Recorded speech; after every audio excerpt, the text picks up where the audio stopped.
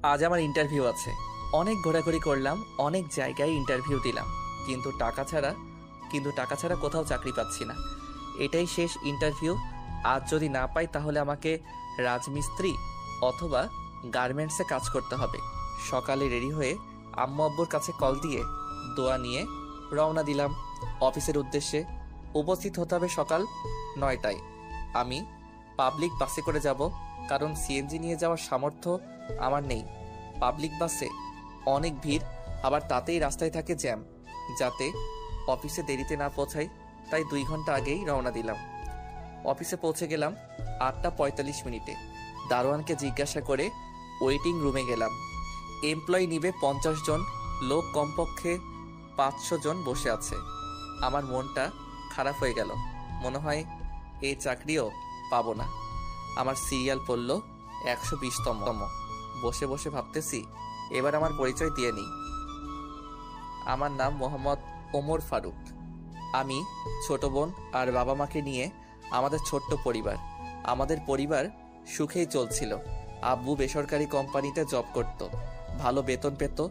আমি ঢাকা বিশ্ববিদ্যালয়ে 4র্থ বর্ষের ছাত্র। পড়ালেখায় ভালো ছিলাম, তাই মাস্টার্স পাশের পর বিসিএস এর প্রস্তুতির কথা ভাবছিলাম। আর ছোট বোন প্রাইভেট প্রতিষ্ঠানে পড়তো, ওর নাম আনহা। আনহাও মেধাবী ছাত্রী। যাই হোক, আমরা অনেক সুখেই ছিলাম, কিন্তু সুখের মাঝে কালো ধোঁয়া নেমে আসলো। আমার অনার্স ফাইনাল পরীক্ষার 3 মাস আগে হঠাৎ করে আব্বু স্ট্রোক করে বসে। আব্বু এতটাই অসুস্থ হয়ে পড়ে যে কাজ করা তো দূরের কথা, উঠে দাঁড়াতে পারতো না। আব্বু যে কোম্পানিতে জব করত, সেখান থেকে 2 লাখ টাকা দিয়ে আব্বুকে বের করে দেয়। আর আমার উপর সম্পূর্ণ পরিবারের দায়িত্ব এসে যায়। তাই কোনো মতে অনার্স পাশের পর চাকরির পিছনে লেগে পড়ি, কিন্তু চাকরি না পেয়ে টিউশনি করিয়ে নিজে চলেছি এবং পরিবারকেও চালিয়েছি। এখানে অনেক খরচ, এই জন্য সবাই গ্রামে পাঠিয়ে দিলাম। টিউশনির টাকা দিয়ে নিজে চলি এবং বাসায় টাকা পাঠাই। কয়েকটা ব্যাচ পড়াই আমি। সায়েন্স নিয়ে পড়েছি আমি, তাই স্টুডেন্ট অবাক। তারপর মাস্টার্স পাশ করলাম। একটা মেয়েকে ভালোবাসতাম, সে আমার 1 বছরের জুনিয়র ছিল। নাম ছিল আকলিমা আক্তার কণা। সে বড়লোক বাবার মেয়ে ছিল, আর আমি তখন বেকার। তাই কণার সাথে ইচ্ছে করে একটা ত্রুটি বের করে ব্রেকআপ করে দেই। অনেক কেঁদেছিলাম, কিন্তু বাস্তবতা মেনে নিয়েছি। কেটে গেছে প্রায় 1.5 বছর। অনেক কিছুই পাল্টে গেছে। এই চঞ্চল ছেলেটা অনেকটা শান্ত হয়ে গেছে। বাবাকে ডাক্তারের কাছে নিয়ে গেছিলাম। ডাক্তার বলেছে 2 বছরের মধ্যে অপারেশন করালে সম্পূর্ণ সুস্থ হবে, কিন্তু তার জন্য 20 লাখ টাকা লাগবে। এসব ভাবতেছি আর চোখ বেয়ে পানি পড়তেছে। যখন বুঝলাম এটা পাবলিক প্লেস, তখন ওয়াশরুমে গিয়ে মুখ ধুয়ে আসলাম। প্রায় 2টোর সময় আমার ডাক পড়ল। পেটে ক্ষুধা নিয়ে ভিতরে ঢুকলাম। আমার পর স্যারেরা লাঞ্চ করবে, তারপর আবার ইন্টারভিউ নিবে। যাই হোক, ভয় নিয়ে দরজায় নক করলাম। আসসালামু আলাইকুম, আসতে পারি স্যার? আসো। ভিতরে ঢুকে চেয়ারের সামনে দাঁড়িয়ে গেলাম। আমায় বসতে বলল। আমি চেয়ারে বসলাম। সামনে দেখলাম 4টা চেয়ার, 3 জন আছে, মানে আরেকজন নেই। হঠাৎ কেউ একজন ভিতরে ঢুকলো বোরকা পরা। ভিতরে ঢুকে ফাঁকা চেয়ারে গিয়ে বসলো। আমি বুঝলাম ইনিও বস। মেয়েটা আমার দিকে কিছুক্ষণ তাকিয়ে থেকে বোরকার মুখোশটা খুলল। আমি দেখে টাসকি খেলাম। আরে, এ তো কণা, এখানে কেমনে আসলো? হায় আল্লাহ, অল্পের জন্য বোধহয় সব শেষ। আবার ভাবতেছি কণা এখানে আসলো কেমনে? হয়তোবা বিয়ে হয়েছে মালিকের ছেলের সাথে। কণার সাথে ইচ্ছে করে ব্রেকআপ করার প্রতিশোধ নিবে মনে হয়। আমি মুখ ভয়ে এমন হয়েছে যে আমি এভারেস্টের সর্বোচ্চ চূড়ায় উঠতে গিয়ে পড়ে গেলাম। আমার সব কল্পনা উড়িয়ে দিয়ে, সার্টিফিকেট দাও। এই যে স্যার। নাম কি তোমার? মোহাম্মদ ওমর ফারুক। সবই তো ভালোই, অভিজ্ঞতা আছে কি? না স্যার। আর কয়টা ইন্টারভিউ দিয়েছো? প্রায় 20টার মতো স্যার। হয়তোবা তোমার সমস্যা আছে, তাই নেইনি। আসলে তা নয় স্যার, আমি উচ্চপদস্থ কর্মকর্তাদের টাকা দিতে পারিনি, তাই হয়নি। এখানে চাকরি না হলে কি করবেন? কি আর করব, অনেক গার্মেন্টস কোম্পানি আছে তো সেখানে ঢুকে যাব। ঢাকা বিদ্যালয় থেকে অনার্স কমপ্লিট করে গভর্নমেন্টের চাকরি করবা? স্যার, পেট কখনো গার্মেন্টস বা লেবারই মানবে না। আর কত ছাত্র আছে আমার মতো। কোথায় যাচ্ছেন? জানিয়ে চাকরিও টাকা ছাড়া হচ্ছে না। অযথা খিদে নিয়ে বসে থেকে লাভ নেই। আমার সার্টিফিকেট দিয়ে দেন চলে যাই। যদি বলি আপনার চাকরি হয়ে গেছে তাহলে কি করবেন? আপনাদের কথাই বুঝেছি। আপনাদের লোক নেওয়া অনেক আগেই শেষ হয়েছে। এখন যেই আসবে উল্টাপাল্টা প্রশ্ন করে নাজেহাল করবেন। আমরা কি এজন্য এখানে বসেছি নাকি? বেয়াদব, বেরিয়ে যাও এখান থেকে। তারপর আমি মন খারাপ করে চলে আসি। আমি বাসে করে বাসের দিকে রওনা দেই। আর ওদিকে কোম্পানির মালিক জিসান চৌধুরী, ওনার ছেলে কাব্য চৌধুরী হলো ম্যানেজার হারুন খান, আর কণা হলো জিসান চৌধুরীর ভাগ্নি। এদিকে কণার আমার সাথে ব্রেকআপের পর টিসি নিয়ে কানাডায় গিয়ে ম্যানেজমেন্ট নিয়ে অনার্স পাশ করে দেশে এসে মামার কোম্পানির একটা শাখা দেখাশোনা করে। ওরা সবাই লাঞ্চ করতে গেল।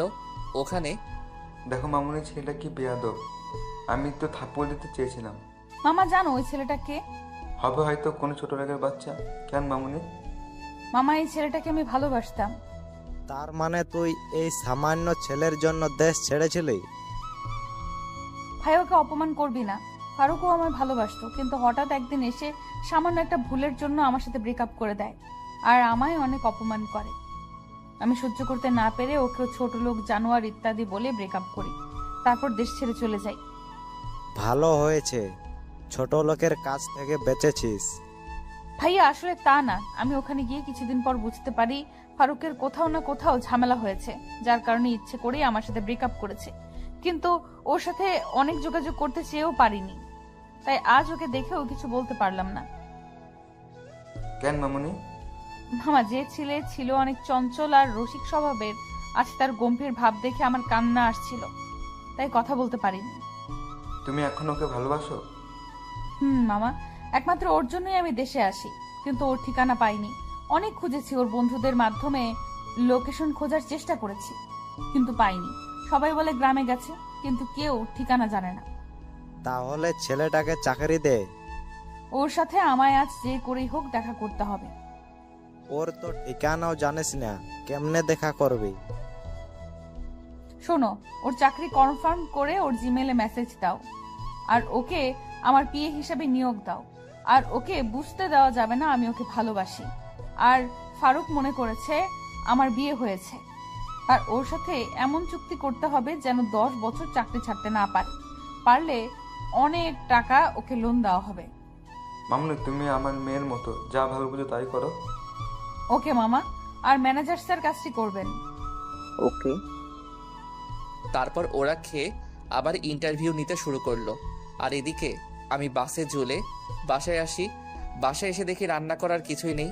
পাশের দোকান থেকে অরেঞ্জ বিস্কুট আর বারবিকিউ চানাচুর এনে খেলাম, আর পানি খেয়ে ঘুমালাম। উঠলাম ছাত্রের ডাকে। আসলে আমি দুটো রুম নিয়ে থাকি, শহর থেকে একটু দূরে। রুম ভাড়া লাগে 4000। ছাত্র পড়ায় 18 জন, 4টা ব্যাচ, সকাল 8টা থেকে 9টা, আবার 9টা থেকে 10টা, আর বিকেল 4 থেকে 5 বার, আর 5-6। কোনো মাসে আরও ছাত্রের সংখ্যা কমে যায়। আমার আব্বু প্রত্যেক মাসে ওষুধ যায় 3000, ছোট বোনের প্রাইভেট 2000, আর পারিবারিক খরচ 5000 টাকা। আমার খরচ থাকে 4000। কোনো মাসে ছাত্র কমে গেলে আরও টাকা কম হয়, আবার কোনো ছাত্র 2 মাস পরে টাকা না দিয়েই চলে যায়। আর প্রাইভেটে বক বক করতে ভালো লাগে না, তাই চাকরির চেষ্টা করতেছি। যাই হোক, প্রাইভেট শেষে বাড়িতে কল দিয়ে কথা বললাম। অন্য দিন হলে একটু হলেও পড়তে বসি, কিন্তু আর পড়তে বসতে ইচ্ছে নেই। পড়েই কি করব, তাই ফোনে অনলাইনে কাজ শেখার কোর্স নিয়ে কথা বলতেছি। তখনই একটা জিমেইল আসলো। আমি জিমেইলটা ওপেন করলাম। ওখানে লেখা যে আমার চাকরি কনফার্ম করা হয়েছে, আমাকে কালকে সকাল 10টায় দেখা করতে বলেছে। আমি মনে করলাম কণা আমায় অপমান করার জন্য এই পথ খুলেছে, তাই আমি সেদিকে মনোযোগ দিলাম না। মেসেঞ্জারে আবার ফ্রিল্যান্সিং কোর্স নিয়ে কথা বলা শুরু করলাম। কথা বলে ঘুমালাম। পরের দিন ছাত্রদের পড়ালাম সকাল 10টা পর্যন্ত। তারপর খিচুড়ি বসিয়ে দিলাম। তখন বাজে সকাল 11টা। আমার ফোনে কল আসলো। আমি প্রথমবার ধরতে পারিনি, ধরলাম দ্বিতীয়বার। আসসালামু আলাইকুম, কে বলছেন? আমি কোম্পানি থেকে ম্যানেজার হারুন বলছি। আপনাকে আজ ডাকা হয়েছে, আপনি আসেননি কেন? সরি স্যার, আমার মনে ছিল না। আপনি 30 মিনিটের মধ্যে আসেন। Okay sir. এখন কথাটা শুনে ভালো লাগলো। আমি না খেয়ে রেডি হয়ে দিলাম দৌড়। বাসে করে যেতে 11টা 50 বাজলো। আমি অফিসে ঢুকলাম। দারোয়ানের সহায়তা নিয়ে ম্যানেজারের রুমে গেলাম। স্যার আসবো কি? আসো, বসো। ধন্যবাদ স্যার। আমায় কেন ডাকা হয়েছে স্যার? তোমার চাকরি হয়েছে, কিন্তু কিছু শর্ত আছে। কি শর্ত স্যার? এটা অফিসের মালিক বলবে। চলো আমার সাথে। ওকে চলেন। তারপর ম্যানেজার স্যার আমায় জিসান স্যারের কেবিনে নিয়ে গেল। স্যার আমায় বসতে বলল। ম্যানেজার স্যার চলে গেল কেবিনে, আমি আর জিসান স্যার। তুমি কি নিয়ে পড়ছো? স্যার আমার মূল সাবজেক্ট ছিল আইসিটি, কিন্তু বিজ্ঞানের সব বিষয়ে পারদর্শী ছিলাম। তাহলে তোমার একটা কাজের দায়িত্ব দেই।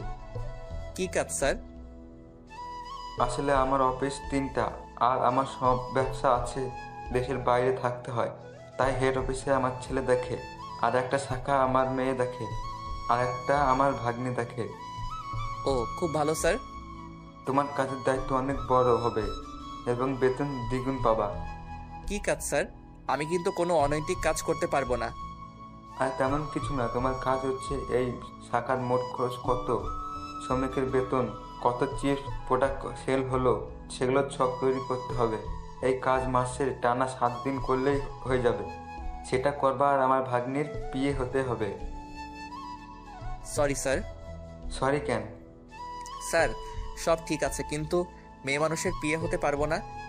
ভেবে দেখো, বেতন 40,000 টাকা। তোমার ডিউটি সকাল 9টা থেকে রাত 8টা পর্যন্ত। সকালে আর দুপুরে খাওয়া ভাগ্নির বাসায় খাবা। স্যার বিয়ে না হলে কি হয় না? আমার বেতন কম হলেও হবে। সরি বাবা, তাহলে তুমি আসতে পারো। স্যার আমি রাজি। ফ্রিতে পেয়েছি, এটাই অনেক। এটাতে সাক্ষ্য করো। এটা কেন স্যার? ওকে স্যার, বলেই কোনো কিছু না ভেবে স্বাক্ষর করলাম। তুমি 5 বছরের আগে চাকরি ছাড়তে পারবে না, সেটার দলিল এটা করে দাও নির্ভয়। ওকে স্যার, আমি কি এখন যাব? তুমি কাল আসবা, এই কেবিনে আমার ভাগ্নি থাকবে, ওই তোমার বস হবে। সম্মান করবা তাকে, আর পাশে কেবিনটা তোমার। Okay sir. লাঞ্চের সময় আমায় কার্ড দেওয়া হলো। আমি খুশি মনে বাসায় আসলাম। সেদিন প্রাইভেট পড়িয়ে সবাইকে চাকরির কথা বললাম। ছাত্ররা সবাই পরের দিনই বেতন দিবে। যাই হোক, বাসায় কল করে জানালাম।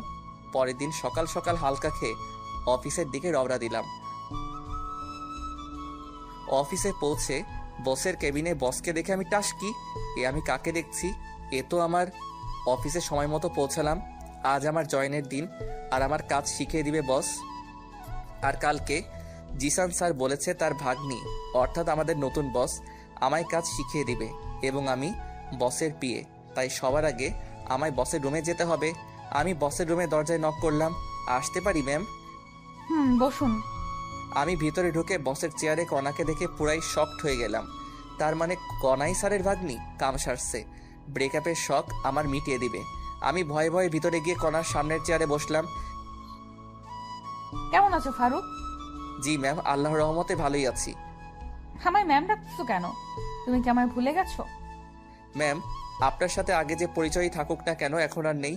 এখন শুধু একটাই সম্পর্ক, সেটা হলো বস আর সাধারণ কর্মীর। এমন করে বলো না। তোমার পরিবারের সবাই কেমন আছে? আছে একরকম। আপনি কেমন আছেন? 3 দিন থেকে অনেক খুশিতে আছি। তাই নাকি? আপনার স্বামী কি ব্যবসায় অনেক লাভ করেছে নাকি? কোথাও ঘুরতে যাবেন? না, তেমন কিছু না। আমি বিয়ে করিনি। ভালো তো, আমার কাজটা বুঝিয়ে দিলে ভালো হতো। তোমার কাজ সবসময় আমার সাথে থাকা। Okay ma'am. তুমি আর আগের ফারুক নেই, যে ফারুক ছিল চঞ্চল আর বন্ধুদের সারাদিন মাতিয়ে রাখতো। আজ তুমি এখন এত গম্ভীর কেমনে হয়েছো? সব বাস্তবতা ম্যাম। আমি জানি তুমি আমার সাথে চাপে পড়ে ব্রেকআপ করেছো, কিন্তু কেন করেছো বলবা প্লিজ? আরে ওসব কথা বাদ দেন ম্যাম, আমার কেবিন দেখিয়ে দেন। দাঁড়াও, আমি আসতেছি। কণা বাইরে গেল। আমি কণার কেবিনটা দেখতেছি। অনেক সুন্দর আর সব সাজানো, একদম কণার মতো।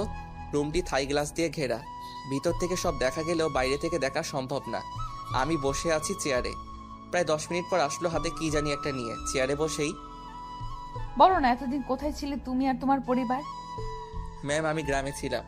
আমি আমার কেবিনে যাচ্ছি ম্যাম। আর আমায় ম্যাম বলবি? বল।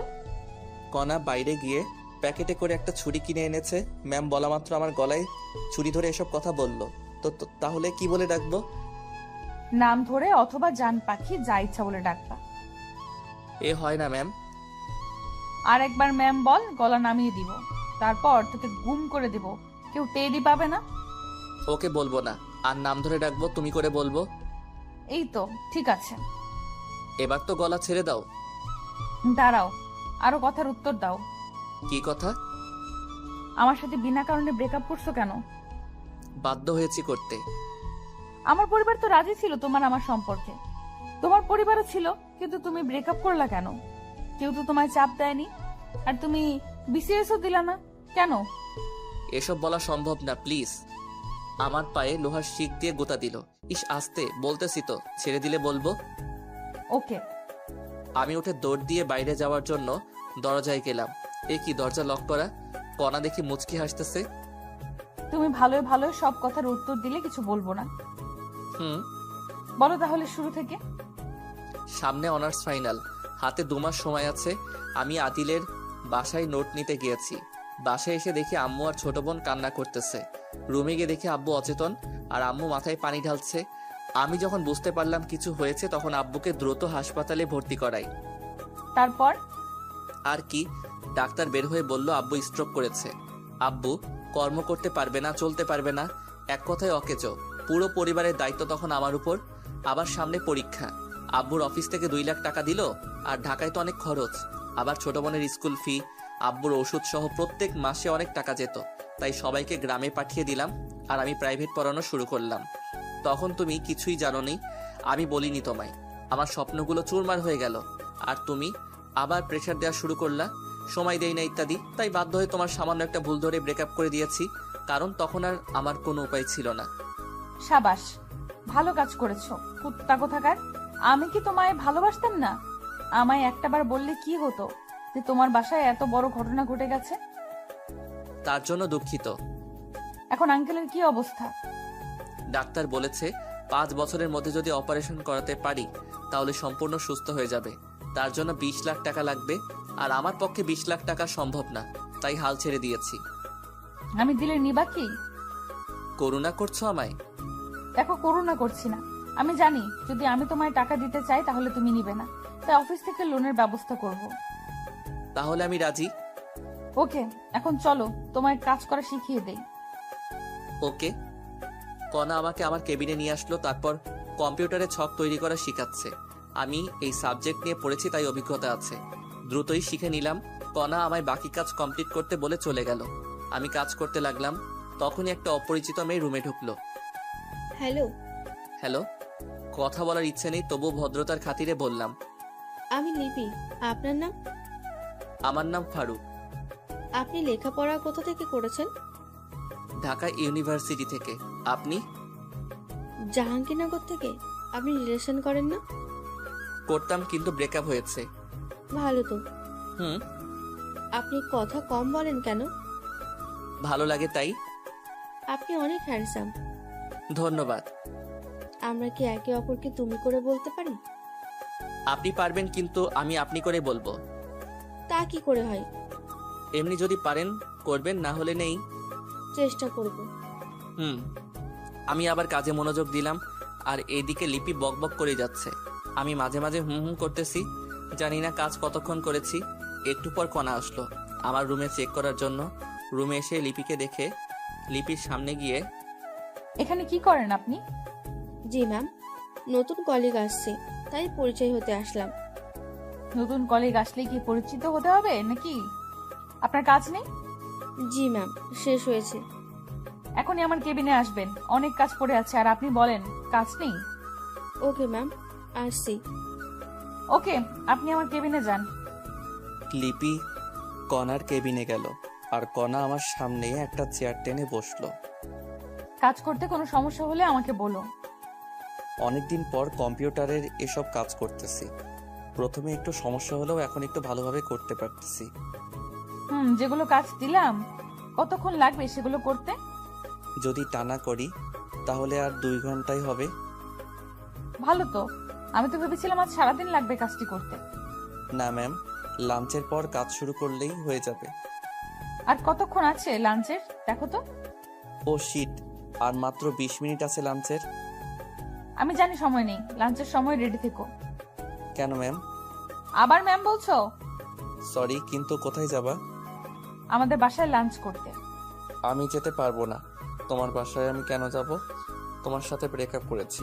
তার প্রতিশোধ কি তুমি এইভাবে নিবা নাকি? কি? আমি প্রতিশোধ নিচ্ছি? আমি এমনি মজা করলাম। আমি তোমার বাসায় যেতে পারবো না, ক্যান্টিনে খেয়ে নিব। আলট্রা ভাব নিয়ে লাভ নেই। আর বলবো না। তোমার চাকরি দেওয়ার সময় বলা হয়েছিল সকাল আর দুপুর আমাদের বাসায় খাবে। তুমি যখন খাবেই না, তাহলে আমাদেরই খাবার বেঁচে যাবে। আরে আমি তোমার সাথে ফাইজলামো করতেছি। আমি যাব তো, যাওয়ার সময় আমায় ডাক দিও। আমার মনে ছিল না। আর ফ্রি খাওয়া ছেড়ে দেওয়া যায় নাকি? আর ক্যান্টিনে খেলে তো একবেলায় কমপক্ষে 150 টাকা যাবে। আচ্ছা, ডাক দিব। এখন মনোযোগ দিয়ে কাজ করো, ফাঁকিবাজি চলবে না। Okay ma'am. আবার ম্যাম বললা কেন? আপনি তো ম্যামের মতো করে আদেশ করলেন, তাই ম্যাম বলেছি। যাই বলো, ম্যাম বলবা না। তাহলে আফামনি বলি। কাজ করা বাদ দিয়ে একটু বসলাম, যে ফাইজলামো করি একটু। তোকে তো কণা কেবিন থেকে বেরিয়ে যাওয়ার পর আমি কাজে মনোযোগ দিলাম। আসলে আমার কাজ অল্প, সপ্তাহে একদিন যদি মনোযোগ দিয়ে কাজ করি তাহলেই হবে। বাকি 6 দিন না করলেও সমস্যা নেই। যাই হোক, আমি কাজ করতে লাগলাম। আর ওদিকে কণা নিজের কেবিনে প্রবেশ করলো। কণা দেখলো লিপি সামনের চেয়ারে বসে আছে। কণা বসের সিটে গিয়ে বসে, সরি মামা, দেরি করার জন্য। ব্যাপার না মামা, তোদের দুজনের কাহিনী এতক্ষণ সিসিটিভিতে দেখলাম। এটা কিন্তু তোর ঠিক হয়নি। যাই হোক, কেমন দেখলি মামা? সেই তুই কি কোথায় পেয়েছিস? আমি তো ক্রাশ খেয়েছি। তুই যদি না রিলেশন করিস আমায় বল, আমি এখনই প্রপোজ করব। 1 লাফে খাবি। ওকে আমি অনেক ভালোবাসি। ওর দিকে চোখ দিলে তোর আদনানকে সব বলে দিব। কল দিয়েও সমস্যা নেই। আমি ফারুককে যদি পাই তাহলে আদনানকে এমনিতেই ছেড়ে দিতাম। ওকে, তাহলে কল দিলাম। বলেই আদনানকে কল দিল। আরে পাগল নাকি? কল কেটে দে। তোর ফারুক কাকে তুই রাখ বোন। বলেই কণার হাত থেকে ফোন নিয়ে কেটে দিল। এই তো গুড গার্ল। একটু পর লাঞ্চ করতে হবে। তুই তোর কেবিনে যা, আমি বাসায় যাব। ওকে, ট্রিট কবে দিবি সে কথা বল। চিন্তা করিস না, কয়েকদিনের মধ্যে ট্রিট পাবি। ওকে মামা, আমি যাচ্ছি। ওকে। তারপর লিপি নিজের কেবিনে চলে গেল। আর কণার টেবিলের উপর থাকা একটা ফাইল মনোযোগ দিয়ে দেখতে থাকলো। এবার লিপির পরিচয় দিয়ে নেই। লিপি আর কণা এখন ঘনিষ্ঠ বন্ধু এবং দূরসম্পর্কের বোন হয়। লিপি আর কণা ভালো বন্ধু, কিন্তু অফিসে দেখে কখনো বোঝা যাবে না ওরা বেস্ট ফ্রেন্ড। লাঞ্চের সময় হলো, তখন কণা কেবিন থেকে বেরোলো। কণা নিজের কেবিন থেকে আমার কেবিনে এসে, লাঞ্চের সময় হয়েছে, যাবে চলো। চলো বলে কম্পিউটার বন্ধ করলাম। ওকে, আসো। কণা বাড়ির কাছে গেল, আমিও পিছন পিছন গেলাম। কণা ড্রাইভার কাকাকে ছুটি দিয়ে দিল। কাকাকে ছুটি দিলা কেন? তুমি চালাবা তাই। পারি না তো আমি গাড়ি চালাতে। তোমাকে গাড়ি চালানো শিখতে হবে। আমার শিখা লাগবে না, আমি ড্রাইভারই করব না। তাহলে আমার ড্রাইভার কে হবে? বুঝলাম না, কি বললা আরেকবার বলো তো। না, কিছু না। তোমার ড্রাইভার মানে কি বোঝাতে চাচ্ছ তুমি? তুমি যা বোঝো তাই। এখন গাড়িতে ওঠো, প্রচুর খিদা লাগছে, বাসায় যাওয়া লাগবে। আচ্ছা চলো। তারপর কণা ড্রাইভারের সিটে বসলো আর আমি পিছনের সিটে বসলাম। তখনই, তুমি পিছনে বসলা কেন? তাহলে কোথায় বসবো? আমাকে কি তোমার ড্রাইভার মনে হয়? সামনে বসো। আচ্ছা। আমি সামনে গিয়ে বসলাম আর কণা গাড়ি চালাতে লাগলো। প্রায় 20 মিনিট পর একটা বাড়ির সামনে আসলাম। দারোয়ান গেট খুলে দিল আর কণা গাড়ির ভিতরে ঢুকালো। বাসাটা 2 তলা, বাইরে থেকে দেখতে অনেক সুন্দর, না জানি ভিতরে আরো কেমন। যাই হোক, গাড়ি থেকে নেমে কণা বাসার ভিতরে ঢুকলো আর আমি ওর পিছনে। তখনই একজন ভদ্রমহিলা আসলো। আসসালামু আলাইকুম। কে রে মা এই ছেলে? ওর নাম ফারুক, আমার পিএ। আর ফারুক উনি আমার আম্মু। বাবা তুমি বসো, আমি আসছি। আর কণা শুনে যা তো। ঠিক আছে। আমি বসে ফোন টিপতে লাগলাম আর ওদিকে কণাকে ওর আম্মু বেডরুমে নিয়ে গেল। কণা, এই নামটা কেন জানি তোর মুখে শুনেছি। ওমর ফারুক। ওই বজ্জাত ছেলে যে তোকে ছেড়ে চলে গেছে, সেই ছেলে এই ছেলে নাকি? আম্মু। দাঁড়া, একে এক্ষুনি ঘাড় ধরে বের করে দিব। বলেই দরজার কাছে আসছে। তখনই, আম্মু দাঁড়াও, তুমি জানো না ফারুক তখন কোন পরিস্থিতিতে ছিল? ওই পরিস্থিতিতে যে কেউ এই কাজ করতে পারে। কি হয়েছে সেটা বল তাড়াতাড়ি। শোনো তাহলে। তারপর কণা সব খুলে বলল। তুই কি ফারুককে এখনো ভালোবাসিস? আম্মু, ওর জন্যই আমি এখনো কোনো রিলেশনে জড়াইনি। ফারুক কি পরে আরো রিলেশন গিয়েছিল? আর আমি ওকে গিয়ে বলে দিই তুই ওকে ভালোবাসিস। পাগল নাকি? তাহলে এইভাবে ধুকে ধুকে মরবি নাকি? আম্মু, ওকে অনেকদিন পর খুঁজে পেয়েছি, একটু সময় যাক। আর ওর মাথার উপর অনেক চাপ। ওকে, সমস্যা নেই, তবে একটা জিনিস মাথায় রাখবে, ভালোবাসা হারিয়ে ফেলিস না। এখন কথা না বলে জামাই আসছে, খাওয়াও আগে। মনে ছিল না? চল, টেবিলের ছেলেটা মনে হয় বসে আছে। আমি বসে আছি, তখনই কণা আর আন্টি আসলো। বাবা, দেরি করার জন্য দুঃখিত। আন্টি কি বলেন এগুলো? আমি ম্যামের শুধু পিয়ে, আমাকে সরি বলছেন কেন? আর দেরি হতেই পারে। টেবিলে বসো। বসো। আপনিও চলেন ম্যাম। চলো। রাগী ভাব নিয়ে আমার দিকে তাকিয়ে দাঁতে দাঁত চেপে কথাটা বলে টেবিলে গিয়ে বসলো। আন্টি আপনিও বসেন। না বাবা, আমি লাঞ্চ করেছি, এখন তুমি করো। আপনি করেছেন তো? হুম। যাই হোক, আর বক বক না করি। খাওয়া শেষে আন্টির হাতের পাকের অনেক প্রশংসা করলাম, কারণ মুরগির মাংস সুন্দর হয়েছিল। তারপর কণা আমাকে ওদের বাসা দেখাতে নিয়ে গেল। বাসাটা দোতলা, নিচের তলায় 3 রুম আর একটা কার রাখার জায়গা, উপর তলায় 4 রুম। উপর তলায় কণার পরিবার থাকে আর নিচতলায় ভাড়াটিয়া। কণা আমায় ছাদে নিয়ে গেল। দেখি অনেক ফুলের গাছ ওদের ছাদে। তুমি এখনো ফুল পাগলি থেকে গেলা? যাকে ভালোবাসতাম তাকেই এখন ভালোবাসি, তাহলে ফুল পাগলি কেন থাকবো না? যাক, তুমি তাহলে একজনকে পেয়ে গেছো। তাতে তোমার কি? আচ্ছা, তোমার আব্বুকে তো দেখলাম না, আর তুমি এত সুন্দর বাসা থাকতে হোস্টেলে থাকতা কেন?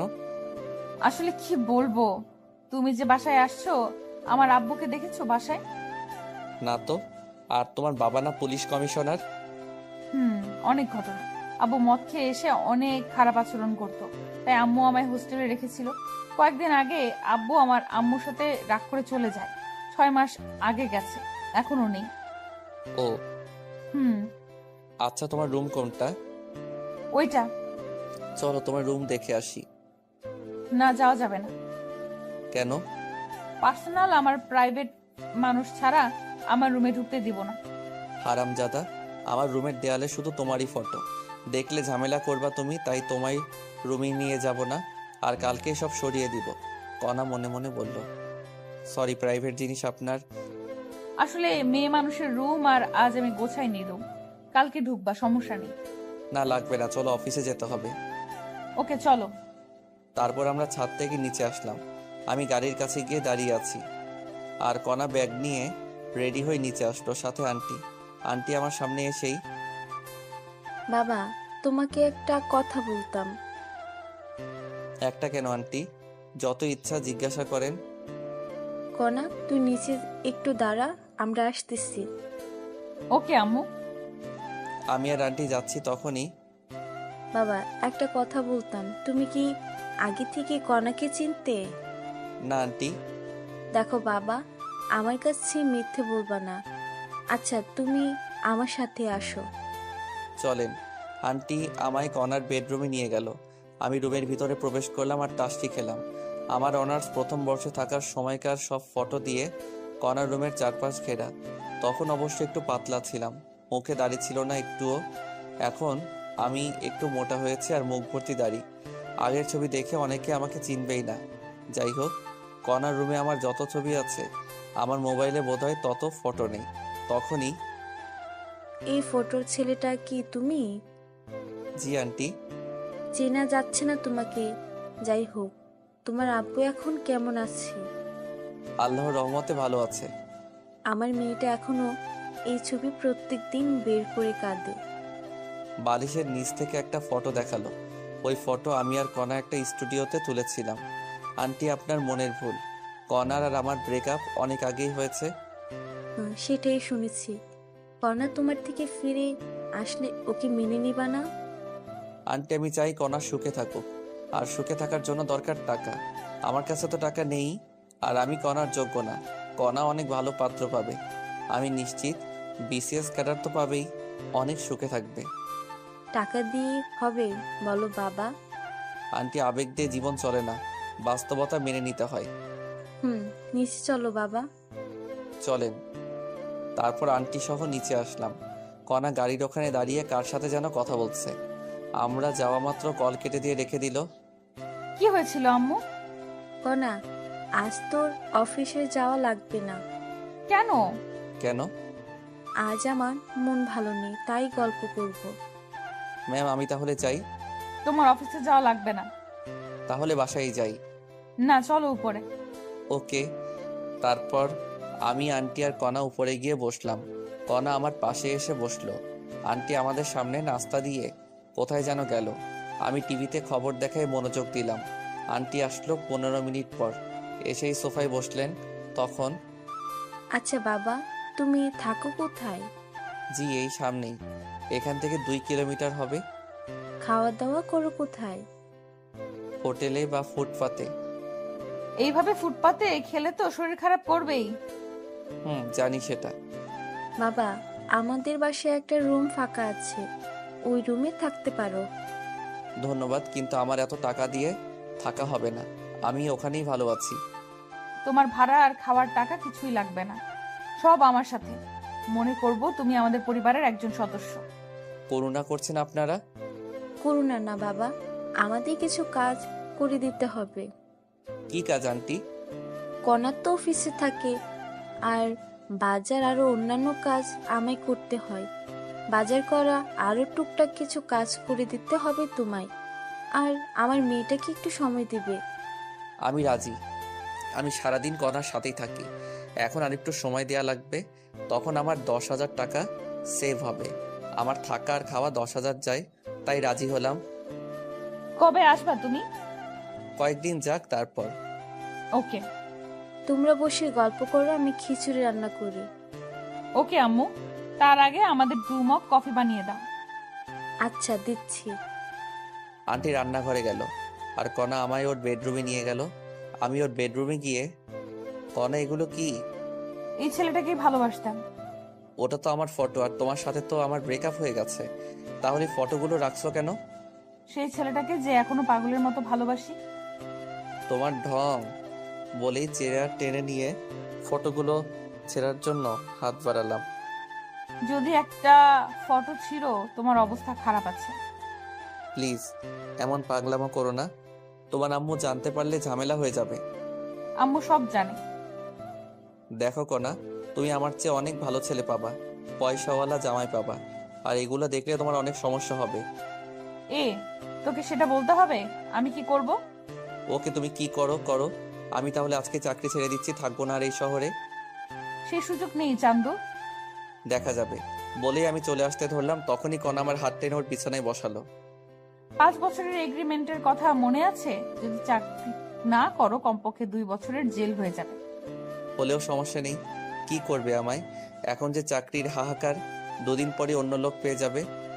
যদি জেল হয়, তোমার পরিবারের কি হবে ভেবে দেখেছো? হুম। তাহলে কি করবা? আমি চাকরি করব। এই তো, গুড বয়। কিছুক্ষণ আমরা দুজনে চুপ করে আছি। নীরবতা ভাঙলো আন্টির কফি আনার কারণে। আন্টি কফি দিয়ে গেল, কণা আর আমি কফি পান করতেছি। তখনই, কণা, তুমি যেটা ভাবছো সেটা সম্ভব নয়। তুমি অন্য কাউকে ভালোবাসো? আমিও তোমাকে অনেক ভালোবাসতাম, কিন্তু আমি পরিস্থিতির শিকার। আমি জানি, আর আমি তোমার আব্বু আর হবু শ্বশুরের চিকিৎসা করাবো। তুমি আবার কিছুদিন পর খোটা দিবা। আমায় কি এমন মনে হয় তোমার? কয়েকদিন সময় দাও আমায়। ওকে, চলো ছাদে যাই। না, আমি বাসায় যাব। আম্মু রান্না করছে, খেয়ে যাবা। দেখো তো কত দূর হলো। ওকে।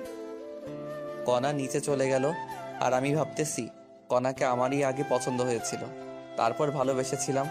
অনেকদিন পিছনে ঘুরেছি, অনেক থাপ্পড়ও খেয়েছি, তবুও বেহায়ের মতো পিছনে ঘুরতাম।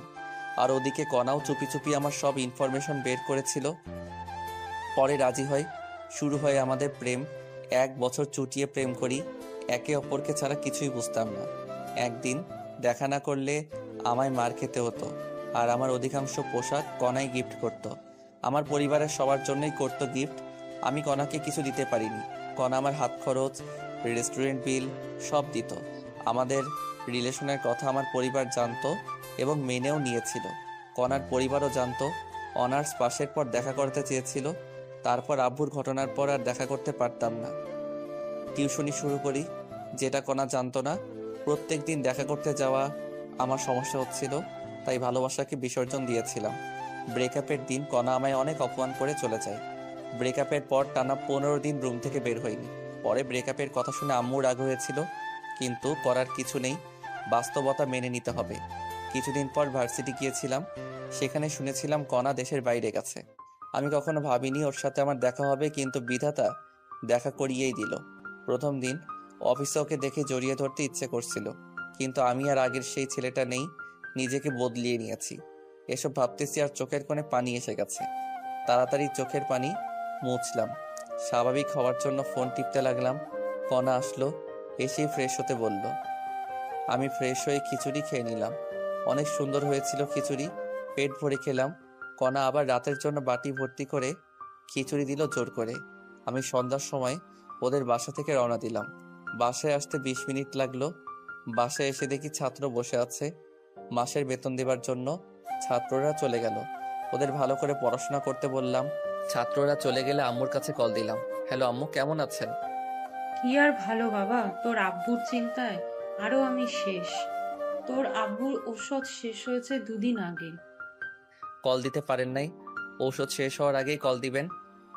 আমি ভাবলাম তোর কাছে টাকা নাই, তাই দেইনি। আমি টাকা পাঠিয়ে দিচ্ছি। আচ্ছা দে, তুই বাসায় কবে আসবি বাবা? কিছুদিন যাক। আচ্ছা, আর সাবধানে থাকিস। আর তোর আব্বুর অপারেশন করার কথা মাথায় আনিস না, কারণ অত টাকা ম্যানেজ করতে তুই নিজেকে শেষ করে দিস না। চুপ করো তো। আচ্ছা, রেখে দে। আচ্ছা। ফোন রেখে দিয়ে ঘুমিয়ে পড়লাম। পরের দিন আবার অফিসে গেলাম, দেখলাম কণা এখনো আসেনি। আমি আমার কেবিনে বসলাম আর কালকের বাকি কাজ করতে লাগলাম। কিছুক্ষণ পর কণা আসলো, এসেই ওর কেবিনে না গিয়ে আমার কেবিনে আসলো। কি করো? কালকের বাকি কাজ করতেছি। সাবাস, দাঁড়াও, তোমায় আরো কাজ দিচ্ছি। আচ্ছা দাও। কণা এসে আমায় একটা লিস্ট দিল। এটা কি? মাসের শুরু, এখন এতদিন আয়ের হিসাব করে ফাইল বানিয়েছো, এখন কর্মচারীদের বেতনের ফাইল বানাও, ভুল যেন না হয়। ওকে। আমি কি এখানে থাকবো? না, তুমি তোমার রুমে যাও, কেউ দেখলে অন্য কিছু ভাববে। ওরে আমার লজ্জাবতী। কণা চলে গেল, আমি আবার কাজে মনোযোগ দিলাম। কিছুক্ষণ পর আমি ওয়াশরুমে গেলাম। সেখান থেকে আসার পথে একটা মেয়ের সাথে ধাক্কা খেলাম। সরি। ব্যাপার না। আপনি কি নতুন নাকি? 2 দিন হলো জয়েন করেছি। নাম কি আপনার? আমি ফারুক। আমি নীলা। জগন্নাথ থেকে 2 বছর আগে মাস্টার শেষ করেছি। আমি ঢাকা থেকে অনার্স করেছি আর মাস্টার্স চলতেছে। তুমি আমার জুনিয়র, আমায় আপু বলে ডাকবা। আর কোনো সমস্যা হলে আমার কেবিনে আসবা। ওকে। নীলা আপুও চলে গেল আর আমি আমার কেবিনে আসলাম। কেবিনে আসা মাত্র কণা ফোন দিয়ে ওর কেবিনে যেতে বলল। আমি কণার কেবিনে গেলাম। তখন নীলা আপুর সাথে কি কথা বললা? তুমি দেখলা কেমন করে? সিসিটিভিতে মিথ্যা বলবা না। এমনি পরিচিত হলাম। কোনো মেয়ের সাথে কথা বলবে না। আমার নীলা আপুকে পছন্দ হয়েছে। কি বললি? আরেকবার বলতো। আরে না, এমনি বললাম। ভালো তো। বলে চেয়ার থেকে উঠে দরজা লাগিয়ে আমার কাছে এসে টেবিলের উপর বসলো। এই কি করো? আমায় কিস করো। পাগল নাকি তুমি? কি বলছো এসব? কিস করবা না, তাই না? কণা আমায় আকস্মিক লিপ কিস শুরু করে দিল। জীবনের প্রথম এমন ফিলিংস হলো আমার, আর আমি নিজেকে ধরে রাখতে না পেরে রেসপন্স শুরু করলাম। আমি তো শুধু মধু খাচ্ছি। হঠাৎ কণা আমায় ধাক্কা দিয়ে সরিয়ে দিয়ে নিজে চেয়ারে গিয়ে বসলো। আমি তখন বুঝতে পারলাম এতক্ষণ কি করলাম। আমি তো অনেক লজ্জা পেয়েছি। লজ্জায় মাথা নিচু করে বসে আছি। কেমন লাগলো মহারাজ? চুপ করো। ভার্জিন ছেলেটাকে এভাবে ধর্ষণ করলা?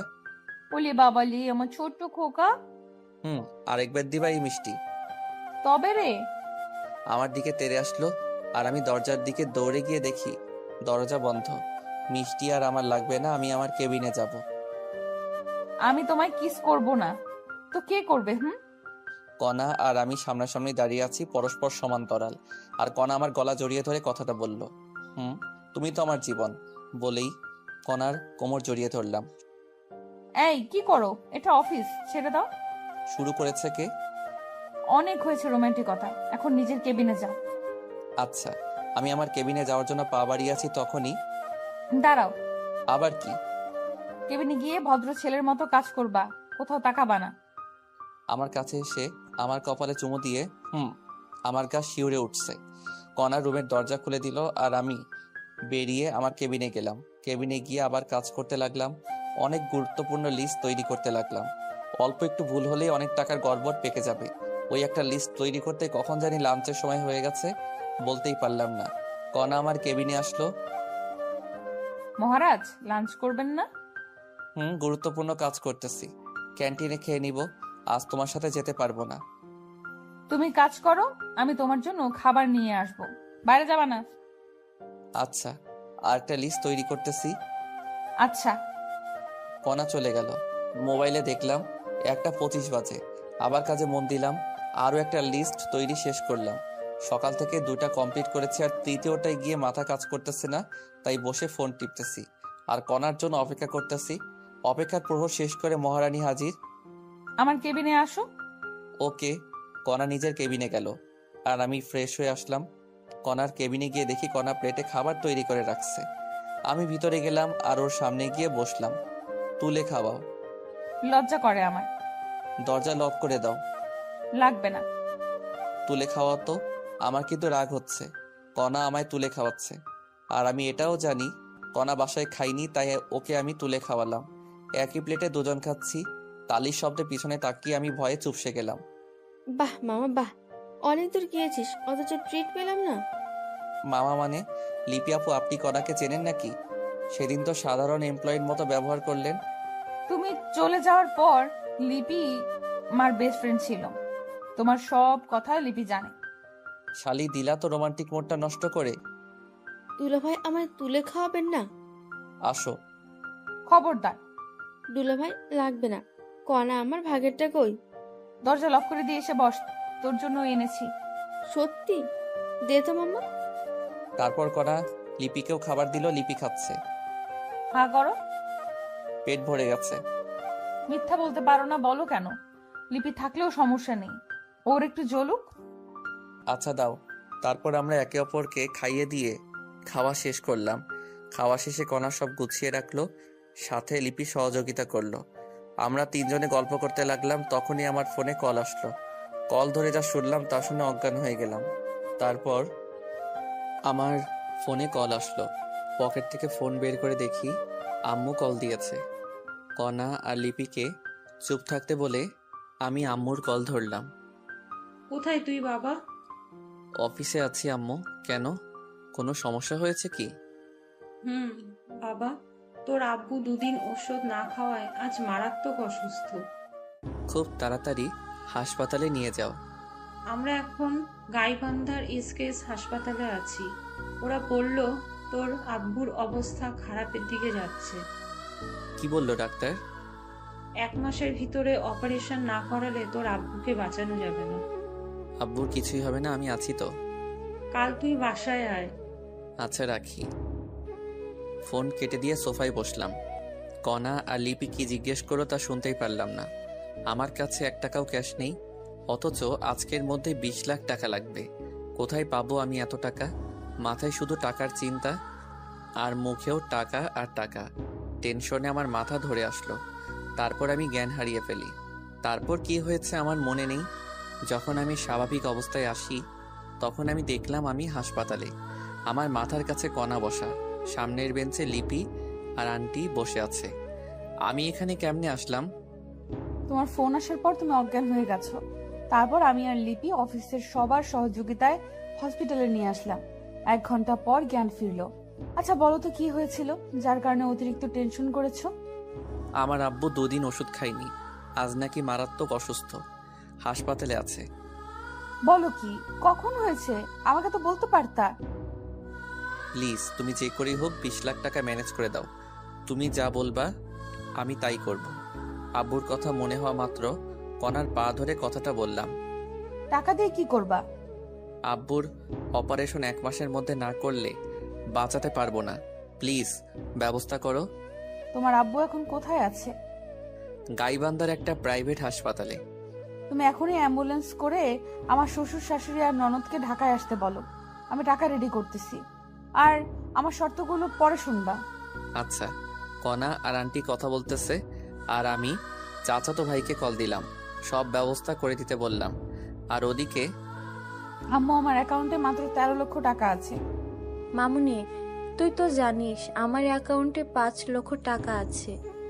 আরো লাগবে, কমপক্ষে 22 লক্ষ টাকা লাগবে, মোট খরচ সহ। দেখ, আমার অ্যাকাউন্টে 2 লাখ আছে। আমি আব্বুকে কল দিয়ে এখনই 5 লাখ টাকা নিয়ে আসতে বলি। যদি থাকে এখনই বলো। লিপি ওর আব্বুকে কল দিয়ে সব খুলে বলল। ওর আব্বুর ক্যাশ টাকা ছিল কিছু, আর বাকি টাকা ব্যাংক থেকে তুলে সন্ধ্যার দিকে নিয়ে আসবে বলল। তারপর কণা আমার কাছে এসে, চিন্তা করো না, টাকা ম্যানেজ করেছি। আল্লাহ সহায় হলে আমার শ্বশুরের কিছুই হবে না। আমি তোমার সারা জীবন তোমার কেনা দাস হয়ে থাকবো। কণাকে কাছে টেনে কপালে আলতো চুমু দিয়ে, ছাড়ো, সামনে আম্মু দেখছে। এখন ব্যাংকে যাওয়া লাগবে, দেরি হলে ব্যাংক বন্ধ করবে। চলো। আমি, আন্টি মানে হবু শাশুড়ি, কণা আর লিপি ব্যাংকের উদ্দেশ্যে রওনা দিলাম। মনটা আমার ছটফট করতেছে। আবার আম্মুর কাছে কল দিলাম। আম্মু, আব্বুর কি অবস্থা? এখন স্বাভাবিক হয়েছে, কথা বল। ওখানে আদনান থাকলে দাও তো। আদনান, আব্বু কি স্বাভাবিক? ভাইয়া, বড় আব্বু এখন স্বাভাবিক। আমি ঢাকায় যাওয়ার সব ব্যবস্থা করছি, এখন রওনা দিব। সাবধানে নিয়ে আসিস। চিন্তা করতে হবে না, আমি ঢাকায় পৌঁছে কল দিব। ওকে, আমি টাকা ম্যানেজ করার চেষ্টা করতেছি। আমরা গাড়িতে উঠে রওনা দিব, রাখি। ওকে, ফোন কেটে দিলাম, কারণ আমরা ব্যাংকে পৌঁছে গেছি। একসাথে 2 রিলেটিভ অ্যাকাউন্ট থেকে 18 লাখ তুলতে অনেক সমস্যা ঝামেলা তৈরি হলো। যখন আমার আব্বুর ইমার্জেন্সি অপারেশনের রিসিপ্ট দেখলাম, তখন ক্যাশ দিল। টাকা নিয়ে অনেক সাবধানে কণার বাসায় আসলাম, কারণ দেশে অনেক চোর বাটপার আছে। টাকা গোপন জায়গায় রেখে দিলাম। আমার পরিবার আসতেছে, তাই আমার হবু শাশুড়ি বিরিয়ানি আর কলিজা ভুনা রান্না করতেছে। মনটা এখন হালকা লাগছে, খুশিতে কান্না করতে লাগলাম। তখনই কণা এসে হাত ধরে টেনে ওর রুমে নিয়ে গেল। এই হারামজাদা, কান্না করছো কেন? খুশিতে কান্না চলে আসছে। কান্না করো না প্লিজ। তুমি কান্না করলে আমারও চোখের পানি চলে আসে। আমার চোখের পানি ওর আঁচল দিয়ে মুছিয়ে দিয়ে, আমি তোমাকে পেয়ে ধন্য হয়ে গেছি। শর্তগুলো মনে রেখো। যাই করো, আমার পরিবারকে ফেলে দিতে বলবা না। এইসব না, কয়েকটা শর্ত বলে দেই। শুধু আমায় ভালোবাসতে হবে, আমায় কয়েকদিনের মধ্যে বিয়ে করতে হবে, সেখানে আমার ফ্যামিলি আর তোমার ফ্যামিলি একসাথে থাকবে। অন্য মেয়ের দিকে তাকালে চোখ তুলে ফেলবো, আর বাকি শর্ত পরে বলবো। বলো রাজি কিনা? আমি তোমার সব শর্তে রাজি বলেই কণাকে জড়িয়ে ধরে বিছানায় ফেলে দিলাম। তখনই হবু শাশুড়ি ডাক দিল। কণা আমায় ধাক্কা দিয়ে বিছানায় বসলো। আমিও বসে ফোন টিপতে লাগলাম। শাশুড়ি এসে, তোমার আব্বু কত দূর আসলো? আর 2 ঘন্টার একটু বেশি লাগবে। তাহলে তোরা বসে খেয়ে নে। আমি, কণা আর লিপির কথা। ওকে। আমাকে অনেক খিদা লেগেছে, তাই ফ্রেশ হয়ে এসে পেট ভরে খেয়ে নিলাম। খাওয়া শেষে সোফায় বসে টিভি দেখতেছি। লিপির আব্বু টাকা নিয়ে আসলো, আমাকে চিন্তা করতে নিষেধ করলো এবং সাথে করে লিপিকে নিয়ে গেল। কণার টাকা রেখে আসলো, আর আমার শাশুড়ি ঘুমাতে গেল। আর আব্বু আম্মু আসলে ডাক দিতে বলল। কণার কথা জিজ্ঞেস করলাম, কণা নাকি ঘুমিয়েছে। আমি সোফায় বসে আছি, তখনই কণা আসলো। তুমি ঘুমাওনি? না, তুমি এখানে তাই আসলাম। তুমি গিয়ে ঘুমাও। চুপ করো বলে আমার কোলে মাথা রেখে শুয়ে পড়ল। জানো, আমি কখনো ভাবিনি এমন হবে। আব্বু আম্মু আসলে ডাক দিবা আমায়। রাত 11টায় আমি কল পেয়ে গেট খুলে দিলাম। দেখি ওরা হাইসে করে এসেছে। হাইস কেন? ভাইয়া, অ্যাম্বুলেন্স ভালো না, তাই হাইস নিয়েছি। আচ্ছা, আব্বুকে ধরো, ভিতরে নিয়ে যাই। ওকে। তারপর আব্বুকে দোতলায় এনে গেস্ট রুমে শোয়ালাম। আব্বু সব দেখতে পারে, কিন্তু কথা বলা আর হাঁটতে পারে না, আর এই কারণে ভিতরে কি জানি সমস্যা হয়েছে। আব্বুকে রুমে রেখে আসলাম, সাথে আম্মুও আছে। আমার ছোট বোন আনহা গিয়ে কণাকে ডাক দিল। কণা আনহাকে চিনতে পেরে জড়িয়ে ধরে কান্না করতে লাগলো। আনহাও কান্না করতে লাগলো। যখন বুঝতে পারছে আম্মু আসছে, দৌড়ে আম্মুর কাছে গেল। মামুনি, ফারুক তোমার দেখা কেমন করে পেল? অনেক কাহিনী আম্মু। এখন বলো, আমাকে আগের মতো করে ছেলের বউ করবা না? তোমার আঙ্কেলের অবস্থা দেখছো কেমনে হয়? আম্মু, আমি অপারেশনের সব ব্যবস্থা করেছি। পরশুদিন সিঙ্গাপুরের উদ্দেশ্যে রওনা দিব। কাল সকালেই টিকিট কনফার্ম করব। তুই আমার মা হয়ে গেলি মামুনি। আল্লাহ তোমাকে অনেক দিন বাঁচিয়ে রাখো। কণাকে টেনে নিয়ে কপালে চুমু খেয়ে, এখন চলো, খেতে হবে। আগে আব্বুকে একটু খাইয়ে ওষুধ খাইয়ে দাও। 4টা রুম, কিন্তু বেড 3টা। একটাই আব্বু আম্মু, আরেকটাই কণা আন্টি আর আনহা, আরেকটাই আমি আর আদনান ঘুমিয়ে পড়লাম। পরের দিন উঠলাম কণারটাকে, উঠে নাস্তা করলাম। নাস্তা করে অনলাইনে টিকিট কাটার জন্য রওনা দিলাম। টিকিট কনফার্ম করে টিকিটের রিসিভের ফটোকপি নিলাম। এটা দেখালেই টিকিট দিয়ে দিবে। আব্বুকে নিয়ে ডাক্তারের কাছে গেলাম। অপারেশনের সিস্টেম, অর্থাৎ কোন পদ্ধতিতে রোগী সামলে উঠতে পারবে, সেই রিসিভ করে নিলাম। সেদিন খুব দ্রুতই কেটে গেল, বুঝতেই পারলাম। পরের দিন সকালে উঠে সব তৈরি করে নিলাম। বিকেল 4টায় ফ্লাইট আমাদের। বাসা থেকে সবার কাছ থেকে বিদায় নিয়ে 2টার সময় রওনা দিলাম। দেখতে দেখতে বিকেল 4টায় প্লেন উড়াল দিল। আমরা যথাসময় সিঙ্গাপুর শহরে পৌঁছালাম। গাড়ি নিয়ে সরাসরি হাসপাতালে গেলাম। হাসপাতালে গিয়ে বড় ডাক্তারকে দেখালাম। ডাক্তার আইসিইউতে ভর্তি করতে বলল। আমার কাছ থেকে সাদা স্ট্যাম্প স্বাক্ষর নিয়ে আব্বুকে অপারেশন থিয়েটারে ঢোকানো হলো। প্রায় 4.5 ঘন্টা অপারেশন থিয়েটারে থাকার পর ডাক্তার বের হয়ে এসে, 4টা রুম, কিন্তু বেড 3টা। একটাই আব্বু আম্মু, আরেকটাই কণা আন্টি আর আনহা, আরেকটাই আমি আর আদনান ঘুমিয়ে পড়লাম। পরের দিন উঠলাম কণারটাকে, উঠে নাস্তা করলাম। নাস্তা করে অনলাইনে টিকিট কাটার জন্য রওনা দিলাম। টিকিট কনফার্ম করে টিকিটের রিসিভের ফটোকপি নিলাম। এটা দেখালেই টিকিট দিয়ে দিবে। আব্বুকে নিয়ে ডাক্তারের কাছে গেলাম। অপারেশনের সিস্টেম, অর্থাৎ কোন পদ্ধতিতে রোগী সামলে উঠতে পারবে, সেই রিসিভ করে নিলাম। সেদিন খুব দ্রুতই কেটে গেল, বুঝতেই পারলাম। পরের দিন সকালে উঠে সব তৈরি করে নিলাম। বিকেল 4টায় ফ্লাইট আমাদের। বাসা থেকে সবার কাছ থেকে বিদায় নিয়ে 2টার সময় রওনা দিলাম। দেখতে দেখতে বিকেল 4টায় প্লেন উড়াল দিল। আমরা যথাসময় সিঙ্গাপুর শহরে পৌঁছালাম। গাড়ি নিয়ে সরাসরি হাসপাতালে গেলাম। হাসপাতালে গিয়ে বড় ডাক্তারকে দেখালাম। ডাক্তার আইসিইউতে ভর্তি করতে বলল। আমার কাছ থেকে সাদা স্ট্যাম্প স্বাক্ষর নিয়ে আব্বুকে অপারেশন থিয়েটারে ঢোকানো হলো। প্রায় 4.5 ঘন্টা অপারেশন থিয়েটারে থাকার পর ডাক্তার বের হয়ে এসে, আব্বুকে নিয়ে আমি আর কণা বাংলাদেশের নামকরা বেসরকারি হাসপাতালে গেলাম। ডাক্তার কণার পরিচিত হওয়ার সুবাদে সিরিয়াল খুব তাড়াতাড়ি পেয়ে গেলাম। ডাক্তার অনেক সতর্কভাবে আব্বু চেক আপ করলো। আব্বুর শরীর এখন কেমন আর আব্বুর শরীর কোন ধরনের অপারেশন সহ্য করতে পারবে, সে অনুযায়ী একটা রিসিপ্ট তৈরি করলো। সেদিন আরও কিছু কাজ করলাম। দিনটি কেমনে কেটে গেল বুঝতেই পারলাম না।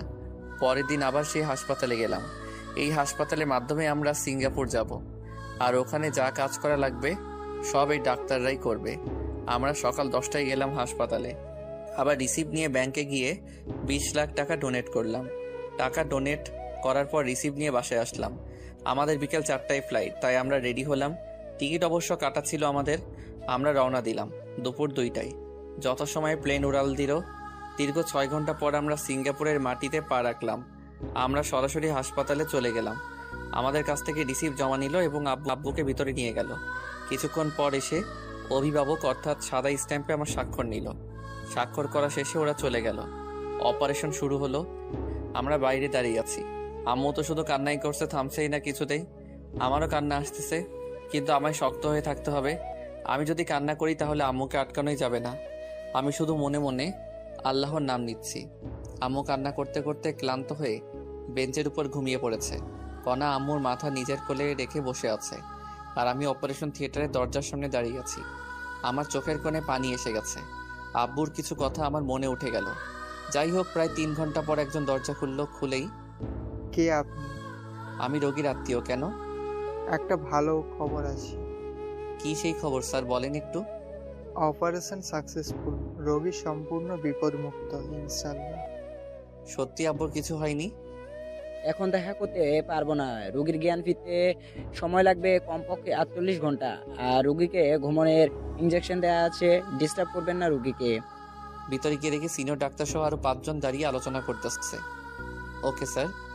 আর শোনো, তোমার আব্বু একা হাতে 10 দিনের মতো সময় নেবে, কিন্তু কণ্ঠস্বর ঠিক রয়েছে। জ্ঞান ফেরা 24 ঘন্টার ভেতরে কথা বলতে পারবে ইনশাল্লাহ। ও আচ্ছা স্যার। আমার চেম্বারে আসো, কিছু ওষুধ লিখে দিচ্ছি। 1 মাস খাওয়াতে হবে। ওকে চলেন। বিশেষ দ্রষ্টব্য, সব কথা ইংরেজি দিয়ে বলেছি আমরা। তারপর আমি ডাক্তারের কেবিনে গেলাম। ডাক্তার আমাকে কিছু নির্দেশনা দিলেন। সেগুলো হলো, আব্বুকে কখনো প্রেশার দেওয়া যাবে না, কোনো টেনশন করা যাবে না। সুস্থ হলে সব কাজ করতে পারবে, সেক্ষেত্রে কোনো সমস্যা হবে না। আর আব্বুর জ্ঞান ফিরবে 48 ঘন্টার মধ্যে। কয়েকদিন কথা বলতে পারবে না, আর কয়েকদিন হেঁটে নিয়ে বেড়াতে হবে। আর কিছু ওষুধ লিখে দিলেন, যেগুলো কমপক্ষে 6 মাস সেবন করতে হবে। যাই হোক, আম্মু কান্না করতে করতে ক্লান্ত হয়ে ঘুমিয়ে পড়েছে। আব্বুর যে অপারেশন শেষ হয়েছে সে কথা আম্মু আর কণা এখনো জানতে পারিনি। তাই ডাক্তারের কাছ থেকে প্রেসক্রিপশন নিলাম। সেখান থেকে আম্মু আর কণা যেখানে বসে আছে সেখানে গেলাম। আম্মুকে ডেকে তুললাম, সাথে কণা উঠল। আম্মু ঘুম ভাঙা মাত্র, বাবা তোর আব্বু কোথায়? ভিতরে আছে। অপারেশন তো শেষ হয়েছে তাই না?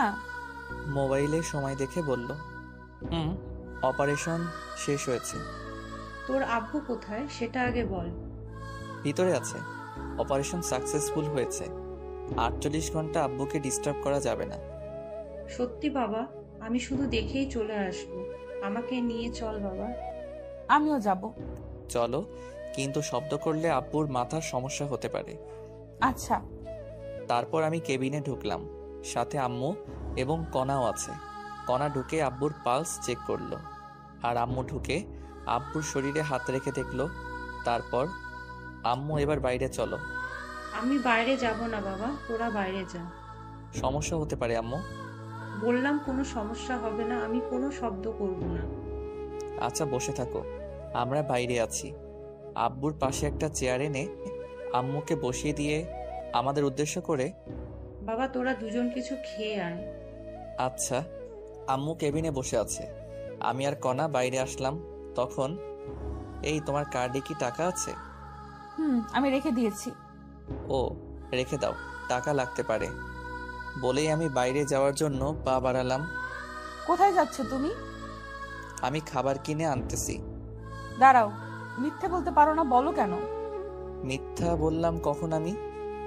জানি তোমার কাছে কোনো টাকা নেই, এখান থেকে খাবার নিয়ে আসিও।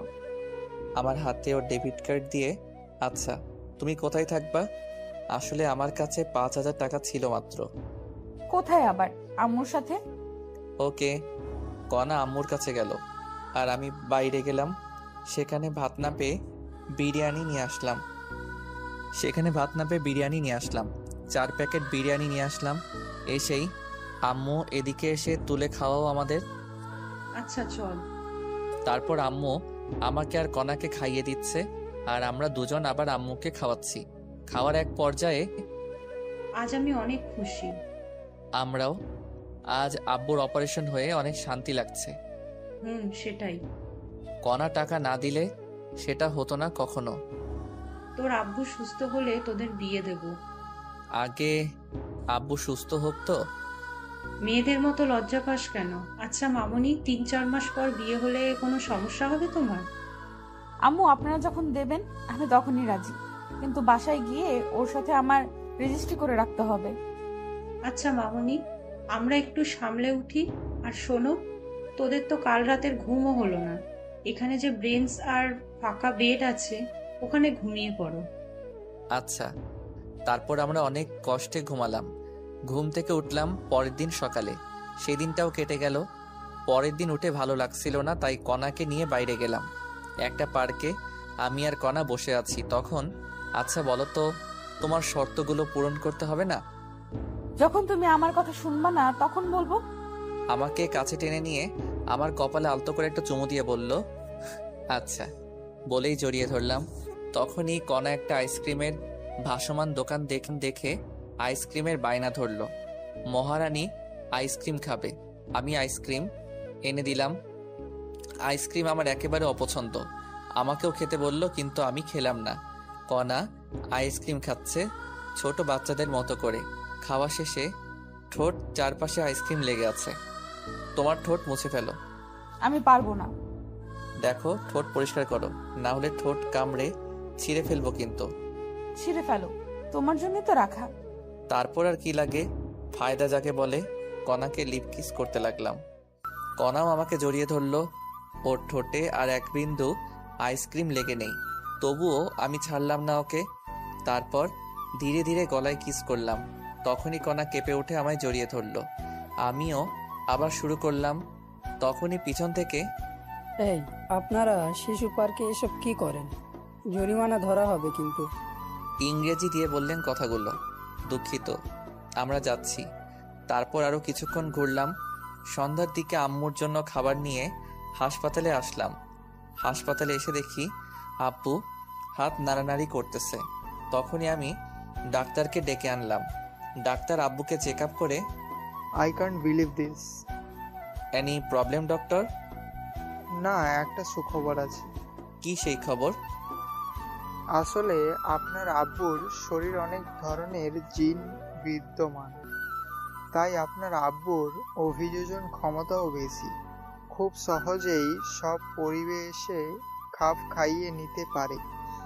আপনার আব্বুর যেসব এনজাইমের জন্য আপনার আব্বুর শরীরের ভারসাম্য ফিরে পেয়েছি, কিন্তু এখনো স্থান ফেরেনি আর কথা বলতে পারবে কিছুক্ষণ পর। সত্যি ডাক্তার? আর ঘুমের ওষুধ দেয়নি। কিছুক্ষণের মধ্যেই আপনার আব্বুর ঘুম ভেঙে যাবে। ভালো কিছু খাইয়ে দিয়েন। আমি আসি এখন। ওকে।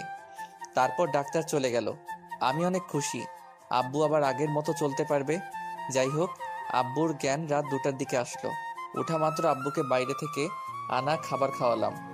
ওষুধ খাইয়ে দিয়ে আব্বুকে রেস্ট নিতে দিলাম।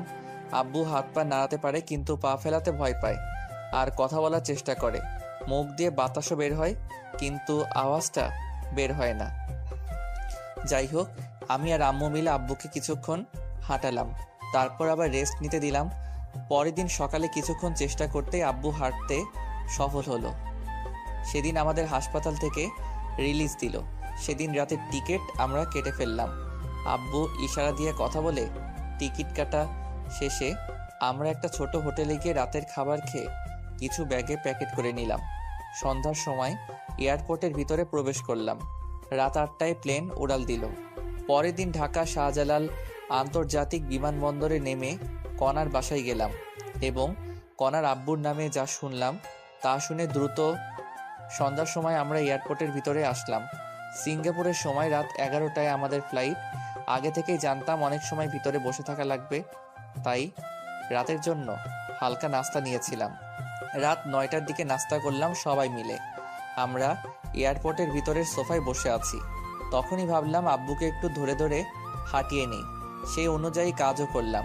প্রায় আধা ঘন্টা হাঁটালাম। আল্লাহর অশেষ রহমতে আব্বু ভালোভাবেই হাঁটতে পারছে। কিছুক্ষণ পর সকল যাত্রীকে প্লেনে উপস্থিত হতে বলা হলো। আমরাও প্লেনের ভিতরে গেলাম। আমাদের 4 জনের সিট একসাথেই পড়েছে। আমাদের সিট বেল্ট বেঁধে দিল বিমানবালারা। রাত 11টায় প্লেন উড়াল দিল। আমরাও ঘুমিয়ে পড়লাম। আমার পাশে কণা, তারপর আম্মু, তারপর আব্বুর সিট পড়েছে। আমাদের প্রত্যেককে একটা করে কম্বল দেওয়া হলো। কণা ওর জন্য দেয়া কম্বলটি রেখে দিল। কম্বল রেখে দিলা কেন? আমাদের একটা কম্বলই যথেষ্ট। কেমন করে একটা দেওয়া হবে, যে ছোট একটা কম্বল? এতেই হবে। আমি তোমায় জড়িয়ে ধরে ঘুমাবো, তোমার কাঁধে মাথা রাখবো। আমার কানের কাছে ফিসফিস করে, খালি ফাইজলামো। ঠিক আছে, আমার কাঁধে মাথা দিয়ে ঘুমাও। কণার কানে কানে বললাম। বলেই আমার গালে একটা চুমু দিল।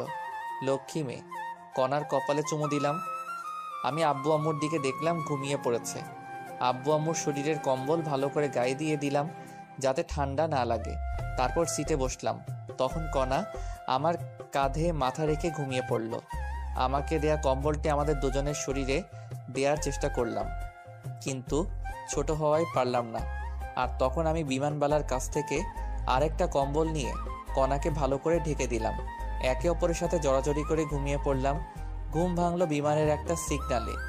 প্লেন এখন ল্যান্ড করবে, তাই সবাইকে জাগ্রত করার জন্য এক ধরনের সাউন্ড সিস্টেম ব্যবহার করে আমরা সিগন্যালের আওয়াজে জাগ্রত হয়ে গেলাম। প্রায় 30 মিনিট লাগলো প্লেন শাহজালাল আন্তর্জাতিক বিমানবন্দরে ল্যান্ড করতে। ল্যান্ড করার পর আব্বুকে ধরলাম এবং নিচে নামাতে সাহায্য করলাম। নিচে নামার পর থেকে আব্বু নিজে নিজে আমাদের সাথে হাঁটতে শুরু করলো। ল্যান্ড করার পর আমরা প্লেন থেকে নেমে রিসিভ রুমে আসলাম। রিসিভ রুম থেকে ব্যাগ রিসিভ করে এয়ারপোর্টের বাইরে আসলাম। আমার ছোট বোন আনহা আর চাচাতো ভাই আদনানকে আসতে বলা হয়েছিল।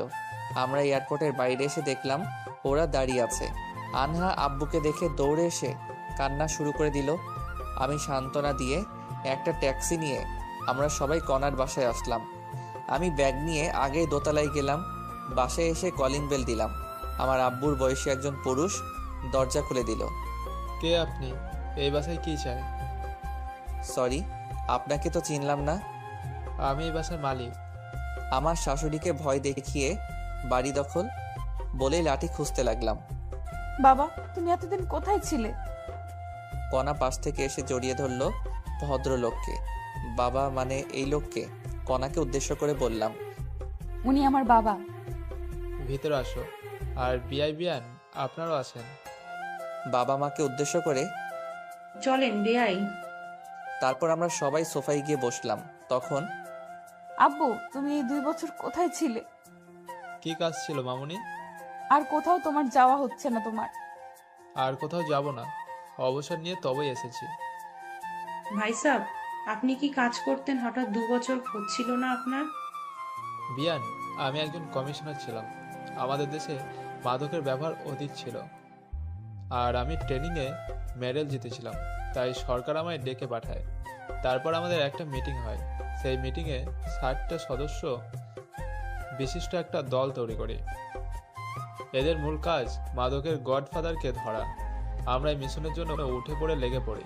বাসায় থাকলে সমস্যা হতো, তাই আমি কাউকে না জানিয়ে পালিয়ে যাই। মিশন ছিল জীবন মরণের, ধরা পড়লেই মৃত্যু নিশ্চিত। আমরা দেশের ভিতরে এবং বাইরে 2 বছর নিরলস প্রচেষ্টার পর 7 দিন আগে এই সন্ত্রাসকে ধরিয়ে দিই এবং আবার মেডেল পাই। সেদিনই চাকরি অবসরের আবেদন করি। অফিসাররা অবাক হয়েছিল এবং তারা আমাকে চাকরি জোর করে রাখতে চেয়েছিল, কিন্তু পারেনি।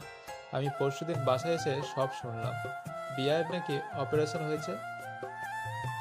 আপনার মেয়েই টাকা দিয়েছিল, আমাদের তো অপারেশন করার সামর্থ্য ছিল না। বিয়ান, আমার যা কিছু আছে সব কণা মামনি, আর আমার মেয়ে আবার আপনার বাড়ির বউ। আর এসব কথা বাদ দেন। এখন বিয়ের কি অবস্থা? হাঁটতে পারতেছে, কিন্তু কথা বলতে পারতেছে না। মুখ দিয়ে বাতাস বের হয়। ডাক্তার বলছে 1 সপ্তাহের মধ্যে কথা বলতে পারবে। আল্লাহ যেন তাড়াতাড়ি সুস্থ করে দেন। আচ্ছা বেআই, কণা আর ফারুকের সম্পর্ক নিয়ে আপনার মন খারাপ হয়নি? বিয়ান, কণা আগে রিলেশন করতো আপনার ছেলের সাথে। আমি জানতাম রিলেশন করে, কিন্তু আপনার ছেলেকে দেখিনি। পরে যখন ওদের ব্রেকআপ হয়েছে এবং আমার মেয়ে বাইরে চলে যায়, মেয়ে আমাকে বুঝতে দেয়নি। তারপর আমি মিশনে গিয়েছিলাম। বাসায় এসে জানতে পারলাম ব্যাপারটা। প্রথমে রাগ হয়েছিল, কিন্তু পরে সব শোনার পরে অনেক খুশি লাগতেছে। বেআই, আপনার মেয়েকে আমি অনেক পছন্দ করি। তাই ফারুক যখন ওদের ব্রেকআপের কথা বলল, তখন ওর সাথে অনেক রাগারাগি করেছি, কিন্তু সবকিছু বিবেচনা করে মেনে নিতে হয়েছে। অনেক ভালো লাগলো বিয়ান। আমারও রিলেশন করে বিয়ে করেছি, আমার মেয়েও। আমরাও সেম। যাক ওসব, কাল আবার গ্রামের বাসায় যেতে হবে আমাদের। কেন বিয়ান? ওমর ফারুককে আর কতই প্রেসারে রাখি বলেন? এমনি ওর বেতন অল্প, খাবার যদি পরিবার সহ ঢাকায় থাকি তাহলে অনেক টাকা খরচ হবে, তাই চলে যাব। কি বলেন বিয়ান? সামনে আমার একটা ফ্ল্যাট আছে, 5 তলা ফ্ল্যাট। সেখানে 4 তলায় আপনারা থাকবেন। বেআই অনেক উপকার করেছেন, তাই জীবনে শোধ করতে পারবো না। আর উপকার করবেন না। বিয়াই, কি বলেন এসব? আমরা কিন্তু কষ্ট পাবো। আচ্ছা বেআই, আগে আপনার বেআই সুস্থ হোক। ও সুস্থ হলে যে কোম্পানিতে চাকরি করত সেখানেই আবার জয়েন করতে পারবে। রেফারেন্স আছে তো। সুস্থ হলেই আবার ঢাকায় আসবো। আচ্ছা ঠিক আছে, কিন্তু এদের বিয়ের ডেট ঠিক করতে হবে না? কিছুদিন যাক। তবু কতদিন পর? 6 মাস পর। কি বলো তুমি? আব্বুকে উদ্দেশ্য করে মাথা নাড়িয়ে আচ্ছা ঠিক আছে, এখন চলেন, সকালের খাবার খেতে হবে। আব্বু, প্রচুর খিদে লাগছে। আর আমরা খেয়েই ঘুমাবো। ঘুম হয়নি রাতে। হারামজাদি আমার কাঁধে মাথা রেখে আরামসে ঘুমিয়েছে, আর এখন চাপা মারতেছে। সবাই ফ্রেশ হয়ে এসে টেবিলে বসো। আমি দেখি কনার আম্মুর রান্না কত দূর। তারপর আম্মু আর আব্বু গেস্ট রুমে গেল, সাথে আদনান আর আনহাও। আর কণা আমাকে টেনে ও রুমে নিয়ে গেল। আমি যেই রুমে ঢুকেছি সাথে সাথে কণা দরজা লাগিয়ে দিল। এই কি করো? তোমার কমিশনার বাপ আমার গুটলি ফাটাই দিবে। কিছুই বলবে না, এখন যাও ফ্রেশ হও আগে। ওকে। তারপর আমি বাথরুমে ঢুকলাম। 10 মিনিট পর একদম ফ্রেশ হয়ে বের হলাম। বের হয়ে দেখি কণা আগের কাপড় পরিবর্তন করে শাড়ি পরার বৃথা চেষ্টা করতেছে। আমি বাথরুম থেকে বের হয়েছি, কণা বুঝতে পারিনি। আমি হালকা কাশি দিলাম, সাথে সাথেই কণা পিছনে ফিরে দেখলো আমি তো আবার ক্রাশ খেলাম। হালকা মেকআপ করেছে। উফ, অসাধারণ লাগছে কণাকে। তখনই কুত্তা, এমন করে কি দেখো, এখানে আসো। বলে ওর কাছে এসে আবার মন ভরে দেখতে লাগলাম। আমাকে শাড়ি পরিয়ে দাও। আচ্ছা। তারপর আমি কণার শাড়ির কুচি ধরলাম। ধবধবে পেট, নাভির 2 ইঞ্চি উপরে একটা তিল। আমি নিজেকে কন্ট্রোল করার চেষ্টা করতেছি, আর কণা সেটা বুঝতে পেরেছে। কণা আমার কাঁধে হাত রেখে আছে। আমি কুচি সুন্দরভাবে গুছিয়ে কোমরে গুছলাম। তখনই কণা আমার হাত চেপে ধরলো এবং মাথা পেটের সাথে চেপে ধরলো। আমি নিজেকে আর ধরে রাখতে পারলাম না। কণার মাথা শক্ত করে ধরে লিপ কিস করা শুরু করলাম। কণাও আর কন্ট্রোল করতে পারলো না, সেও রেসপন্স করা শুরু করলো। টানা কিস করতে করতে কণাকে কোলে করে বিছানায় নিয়ে গেলাম। বিছানায় ফেলে আবার কিস করা শুরু করলাম। তারপর গলায় কিস করতে লাগলাম। তখনই এই কুত্তা, আমাকে কি বিয়ের আগে প্রেগনেন্ট করতে চাও নাকি? ও শিট, সরি, আমি ব্যাপারটা বুঝতে পারিনি। দোষ আমার। আমি ইচ্ছে করেই তোমার শাড়ি পরিয়ে দিতে বলেছি। আমি জানতাম তুমি ঠিক থাকতে পারবা না। তবে রে, বলেই জোরে গাল টেনে দিলাম। আউচ, হারামি, বাইরে চলো। চলো, বলেই দরজা খুললাম। আরে মুখ তো মুছে ফেলো, মুখে লিপস্টিক লেগে আছে। বলেই বাইরে চলে গেল। কি বলো? বলে আয়নার সামনে গিয়ে দেখি সত্যি সত্যি লিপস্টিক লেগে আছে। তারপর আমি ভালো করে মুখ ধুয়ে বাইরে আসলাম। বাইরে এসে দেখি সবাই আমার জন্য টেবিলে অপেক্ষা করে বসে আছে। সামনে গিয়ে দেখি কণার পাশের টেবিলটাই মাত্র ফাঁকা আছে। খিদেও লাগছে, তাই আমিও বসলাম টেবিলে। হবু শাশুড়ি খাবার সার্ভ করলো, আর আমি কোনো দিকে না তাকিয়ে খাওয়া শুরু করলাম। তখন নিচ থেকে সুরসুরি লাগলো। আমি বিড়াল মনে করে নিচে তাকালাম, দেখি নিচে কিছুই নেই। মাথা তুলে দেখি আমার প্লেটেও কিছুই নেই। আমার প্লেটের মাংস কে জানি তুলে নিয়েছে। কণার মুখের দিকে তাকালাম, দেখি কণা মুচকি মুচকি হাসতেছে। আমিও বুঝতে পারলাম গন্ডগোলটা কোথায়। খাওয়াই হলো না আমার। সামনে তাকিয়ে দেখি সবার খাওয়া শেষ। লজ্জায় আবার চাইতেও পারছি না, তাই পেটে ক্ষুধা নিয়ে হাত ধুয়ে উঠে আসলাম। কণাও উঠে ওর আম্মুর কাছে গেল। আমি আম্মুকে বলে কণাকে না জানিয়ে আমার ভাড়া বাসায় চলে গেলাম। যাওয়ার সময় সাথে করে বিরিয়ানি নিয়ে গেছিলাম। সেগুলো খেয়ে ফোন বন্ধ করে চার্জে দিয়ে 11টার সময় দিলাম ঘুম। ঘুম থেকে উঠলাম বিকাল 4টায়। উঠে ফ্রেশ হয়ে ফোন অন করলাম। ফোন অন করেই আমি অবাক হয়ে গেলাম, মিস কল অ্যালার্ট চালু করা আছে। দেখি 250টা মিসড কল আর 119টি মেসেজ। কল এসেছে আম্মু, কণা, আদনান, শাশুড়ির ফোন থেকে, আর মেসেজ এসেছে আদনানের ফোন থেকে 10টার মতো। বাকিগুলো কণা দিয়েছে। সবগুলো মেসেজ হলো আমি কোথায় আছি, তাড়াতাড়ি যেন বাসায় যাই, এসব নিয়ে। যাই হোক, এসব দেখে ভাবলাম কল দেই। দেখলাম ফোনে টাকা নেই, তাই বিকাশ অ্যাপস থেকে টাকা লোড দেওয়ার জন্য ডাটা অন করলাম। সাথে সাথেই দেখি মেসেঞ্জার, হোয়াটসঅ্যাপ, টেলিগ্রাম সবখানে কণার মেসেজ। টাকা লোড দিয়ে কল দিলাম কণার কাছে। কল দেয়া মাত্র কল ধরলো। মনে হয় তার জন্য বসেছিল। কি করো? জানোয়ার, কোথায় তুই? রেগে আছো খুব, তাই বলবো না। রাখবে না। তোর ফোন বন্ধ কেন? হ্যাঁ, হবু স্বামীর সাথে কেউ এভাবে কথা বলে? ঘন্টা, এবার বলো কোথায় তুমি এখন? ঘুম হয়নি তো, তাই যে বাসায় থাকতাম সেখানে এসে ফোনটা চার্জে দিয়ে ঘুমিয়েছিলাম। লোকেশন দাও, আমি যাচ্ছি। পাগল নাকি? তোমার সতীন তোমার সাথে মারামারি করার জন্য বসে আছে।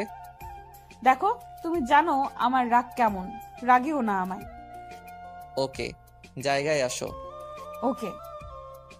আমি ফোন কেটে দিয়ে বিছানায় বসে ফেসবুকে নোটিফিকেশন চেক করতেছি।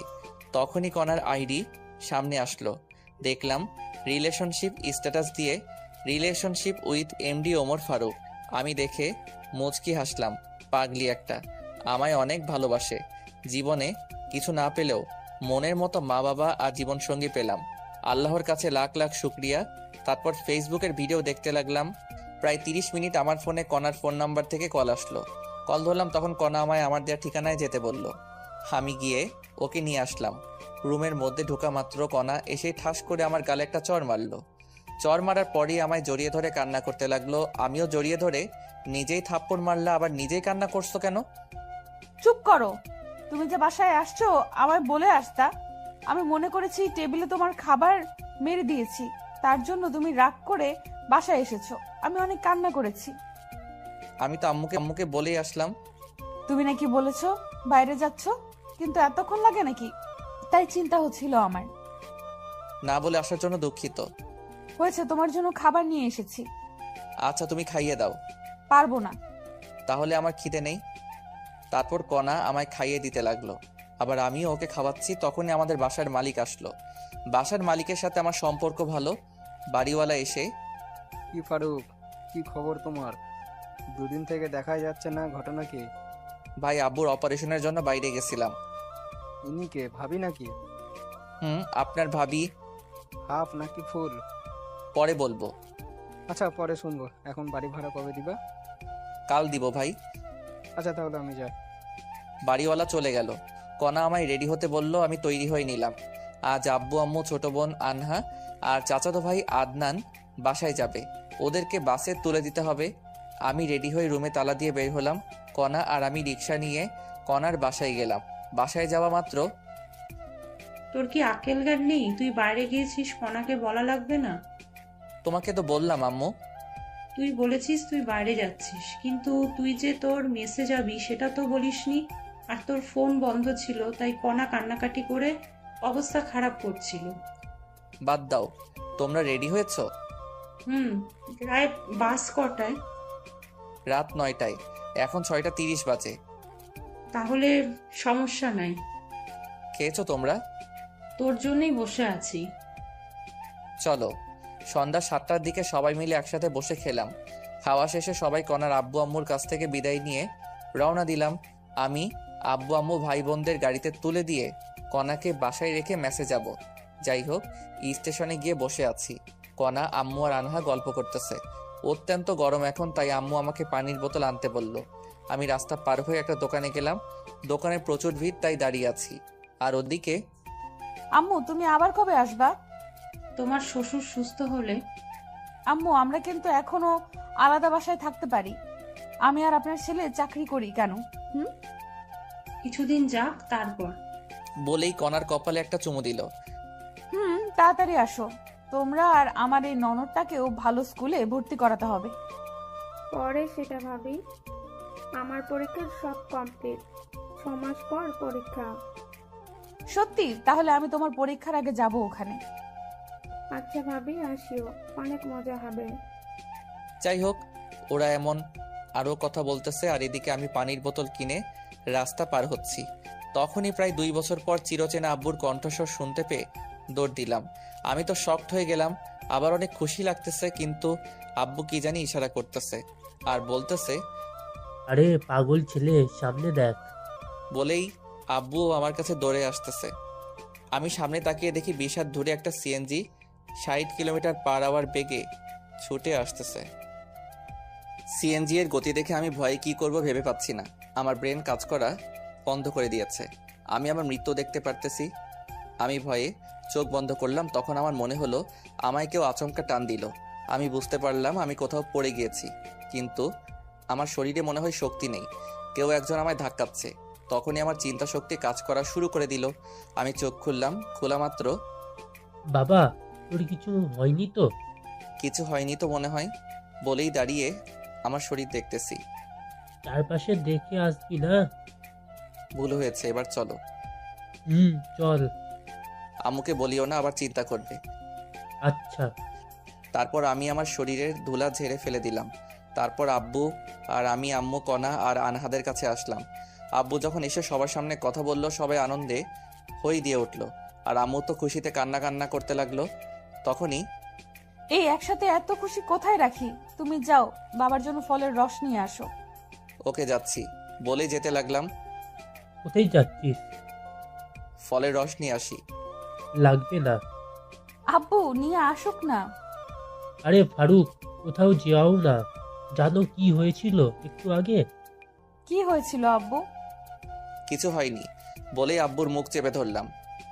কি হয়েছিল বলো না, হলে তোমার অবস্থা খারাপ আছে। আসলেই। তারপর সব খুলে বলল। কি এত বড় ঘটনা ঘটে গেছে আর আমরা কিছুই জানি না?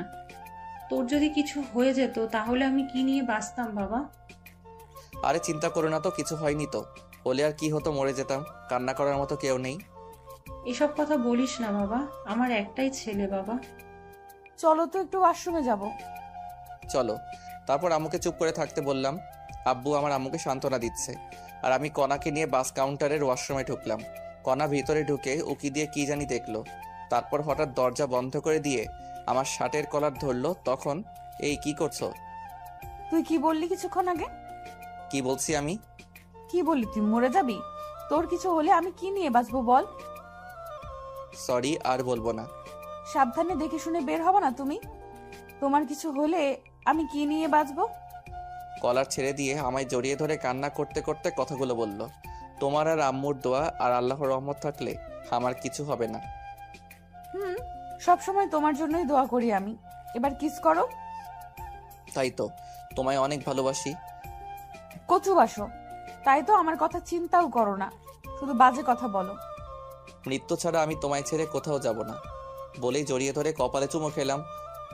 জানো আমার না খুব কান্না আসছিল যখন তুমি কথাগুলো বলছিলে। মনে হচ্ছিল ধরে থাপ্পড় মারি আর বলি তোমায় অনেক ভালোবাসি। ওসব আমি ইচ্ছা করেই বলেছি। দেখলাম তুমি আমায় কেমন ভালোবাসো বলে চোখের পানি মুছে দিলাম। এবার চলো বাইরে যাব, না হলে অনেকে খারাপ ভাববে। আমার কপালে চুমু দিয়ে চলো। তারপর আমি আর কণা সবার কাছে আসলাম। কিছুক্ষণ পর বাস আসলো। আমি সবাইকে বাসে তুলে দিলাম। সবার জন্য হালকা খাবার কিনে দিলাম। বাস যতক্ষণ ছিল ততক্ষণ দাঁড়িয়েছিলাম। তারপর আমি আর কণা সিএনজি নিয়ে বাসায় আসলাম। কণাকে বাসায় নামিয়ে দিয়ে আমি আবার আমার ভাড়া বাসায় চলে গেলাম। আমি আজ অনেক হেঁটেছি এবং কাজও করেছি, তাই অনেক ক্লান্ত থাকায় ঘুমিয়ে পড়লাম। ঘুম ভাঙলো কণার ফোনে। কল ধরেই দিলা তো ঘুমের 69 বাজে। আইসে আমার জমিদার সাহেব, উঠে তাড়াতাড়ি অফিসে আসো। আচ্ছা যাবনে। আচ্ছা আমি যাবার সময় তোমায় নিয়ে যাব। লাগবে না ম্যাম, আমারই ডিউটি আপনার বাসায়। ফারুক সাহেব তাড়াতাড়ি আসেন। আচ্ছা ম্যাম। কল কেটে দিয়ে ফোনে দেখলাম 7:48 বাজে। আমার অফিস 9টায়। কণার বাসায় যাওয়া লাগবে 8:30-এ। বেশি সময় নেই হাতে, তাই বিছানা থেকে উঠে বিছানার কিছু না গুছিয়ে ফ্রেশ হলাম। তারপর রেডি হয়ে কণার বাসায় গেলাম। তবুও 10 মিনিট লেট করেছি। কণার বাসায় ঢুকলাম। জামাই না হতেই আমায় এখন থেকে জামাই আদর করতেছে। যাই হোক, খাওয়া শেষে কণা লাঞ্চ বাটিতে প্যাক করে নিল। তারপর আমরা দুজনে অফিসের উদ্দেশ্যে রওনা দিলাম। অফিসে ঢোকার পর আমি আমার কেবিনে গেলাম। কিছুক্ষণ পর সবাই আসলো। তখন কণা সবাইকে ডাকলো। সবাই মিটিং রুমে গেল, সাথে আমিও। মিটিং রুমে, শোনেন আপনারা, আমাদের অফিসের অনেক লোকসান হচ্ছে। ম্যাম, আমরা তো ঠিকভাবে কাজ করি, সর্বোচ্চ দিয়েই কাজ করি। সবাই তো করে না। ম্যাম, এই অফিসে ক্ষতি হলে অফিস বিক্রি করে দেবে, তখন আমরা কোথায় যাব? আর গেলেও হয়তোবা এমন বস পাবো না। আর এই অফিসের আমাদের সবসময় সাথ দিয়েছি। অফিসের লোকসানের সময় আমরা কাজ করে তা পুষিয়ে দিব। সাবাস, আপনারা সবাই এরকম মানসিকতা নিয়েই কাজ করবেন। আমরা তাই করব ম্যাম। আরেকটা কথা, এ আমার ভালোবাসা এবং হবু স্বামী। সব মেয়েই ওকে দুলাভাই না হলে ভাইয়া বলে ডাকবা।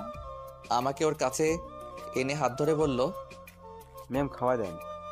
আচ্ছা, আজ দিব। তারপর মিটিং শেষ করে দিল।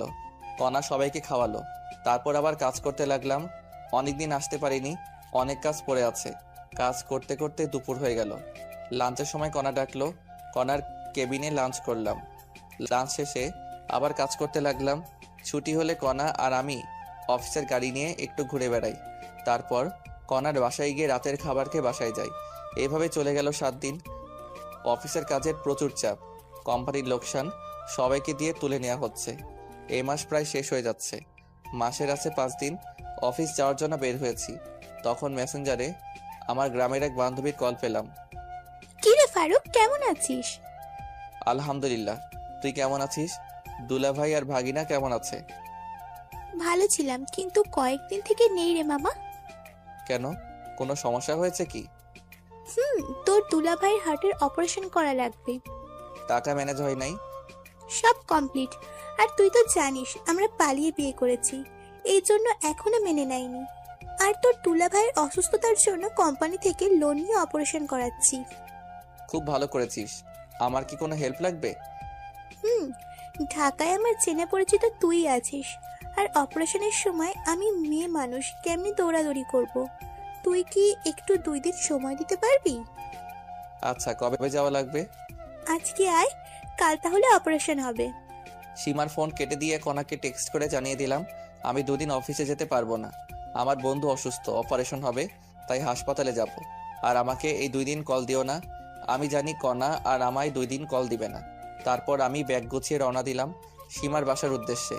এই ঢাকার জ্যাম পার করে পৌঁছালাম 11টার সময়। সীমার বাসায় ঢুকলাম, দেখি দুলাভাই ভালোই অসুস্থ হয়ে গেছে। দুলাভাইয়ের সাথে কথা বললাম। দুলাভাইয়ের কথা বলতে সমস্যা হয়। তারপর সীমার সাথে ভালো মন্দ কথা বলে বিকেলবেলায় হাসপাতালে ভর্তি করার সিদ্ধান্ত নিলাম। সীমার বাসায় লাঞ্চ করে দুলাভাইকে নিয়ে 2টার দিকে ঢাকা মেডিকেল হাসপাতালে ভর্তি করালাম। বিভিন্ন পরীক্ষা করা হলো এবং ডাক্তার বললেন রাত 10টায় অপারেশন করা হবে। ব্যাংকে গিয়ে টাকা ডিপোজিট করেন। তারপর সীমা, ডাক্তার তো টাকা জমা দিতে বলল। চল ব্যাংকে যাব। দুলাভাই একা থাকবে নাকি? তোর ভাগ্নিকে রেখে যাই, বেশিক্ষণ লাগবে না তো। টাকা কোথায় আছে? আমার অ্যাকাউন্টে। চলো তাহলে। তারপর সীমা দুলাভাইয়ের কাছে গেল এবং সব খুলে বলল। দুলাভাই তার ছেলে আবু হানিফকে রেখে যেতে বলল। আবু হানিফকে রেখে আমরা দুজন হাসপাতাল থেকে বের হয়ে রিক্সা নিলাম। তারপর ইসলামী ব্যাংকে গেলাম। ব্যাংক থেকে টাকা তুলে আবার সোনালী ব্যাংকে গেলাম। সেখানে টাকা জমা দিয়ে হাসপাতালে আসলাম। আমাদের মোট 2 ঘন্টা সময় লেগেছে। একটু দেরি হলে আর টাকা জমা দিতে পারতাম না, কারণ ব্যাংক 5টার সময় বন্ধ করে দেয়। আমরা হাসপাতালে এসেছি 6টার সময়। একটু পর আজান দিবে। দুলাভাই অনেক ভয় পাচ্ছে, অনেক ভীতু প্রকৃতির মানুষ উনি। যাই হোক, দেখতে দেখতে অপারেশনের সময় হয়ে গেল। ডাক্তার দুলাভাইকে আইসিইউতে নিয়ে গেল, আর আমরা বাইরে আছি। সীমা তো ভয় চুপসে গেছে, আর আমিও চুপ করে আছি ভাগিনাকে সাথে নিয়ে। ভাবলাম একটু ফোনে গেম খেলি, কিন্তু ফোন বের করে দেখি ফোন বন্ধ, কারণ ফোনে চার্জই দেইনি। ভাগিনার দিকে তাকিয়ে দেখি ভাগিনা ঘুমিয়ে গেছে। তারপর আমি বসে থাকতে থাকতে কখন ঘুমিয়ে গেছি জানি না। ঘুম ভাঙলো সীমার ডাকে। মামা, এই মামা ওঠ, খুশির খবর আছে। আমাকে ডাক দিল খুশি খুশি মনে। কি হয়েছে? তোর দুলাভাইয়ের অপারেশন সাকসেসফুল হয়েছে, 3 ঘন্টা পর জ্ঞান ফিরবে বলে ডাক্তার চলে গেল। দাঁড়া, আমি ডাক্তারের কাছ থেকে ভালো করে শুনে আসি। আচ্ছা যা। তারপর আমি ডাক্তারের কেবিনে গিয়ে সত্যতা যাচাই করে আসলাম। তখন রাত 2টা বাজে। আমি সীমার কাছে আসলাম। কিছুক্ষণ পর দুলাভাইকে একটা কেবিনে শিফট করা হলো। আমিও অনেক খুশি হয়েছি। ডাক্তার প্রেসক্রিপশন দিল। আমি গিয়ে ওষুধ কিনে আনলাম। জ্ঞান ফিরলে ওষুধ খাওয়াতে হবে। ওষুধ কিনে এনে দেখে অন্য রুমে শিফট করেছে। ওষুধ সীমাকে দিয়ে আমি ব্যাগ নিয়ে সোফায় শুয়ে পড়লাম। সীমাকে ঘুমানোর কথা বলে দিলাম এক ঘুম। ঘুম থেকে উঠলাম খুব সকালে, সীমা আর দুলাভাইয়ের কথার শব্দে। ঘুম থেকে উঠে দুলাভাইয়ের সাথে কথা বলে ফ্রেশ হতে গেলাম। ফ্রেশ হয়ে এসে দুনিয়ার যত গল্প আছে সব শুরু করে দিলাম। গল্প তার শেষ হবে না, খিদেও লাগছে, তাই নাস্তা নিতে ভাগিনাকে সাথে করে বাইরে গেলাম। আমরা নাস্তা করে ওদের দুজনের জন্য নাস্তা নিয়ে আসলাম। নাস্তা করে ওষুধ খাওয়া শেষে আমি বাইরে গিয়ে 10 টাকা দিয়ে ফোনে চার্জ দিয়ে আনলাম। কনার ফোনে কল দিলাম, কিন্তু ওর ফোন বন্ধ, তাই কনার আম্মুর কাছে কল দিলাম। কনা নাকি ওর মামার বাসায় ঘুরতে গেছে, 7 দিন পর আসবে। কনার সাথে কথা বলতে পারলাম না, জন্য খারাপ লাগছে। মন খারাপ করে আবার সীমা আর দুলাভাইয়ের কাছে গেলাম। সেদিনই বিকালবেলা রিলিজ নিলাম আমরা। ওখানে থাকলে একদিনে 10,000 টাকা খরচ হবে, তাই রিলিজ নিয়ে সীমাদের ভাড়া বাসায় আসলাম। সীমার ওখানে রাতের খাবার খেয়ে আমার বাসায় আসলাম।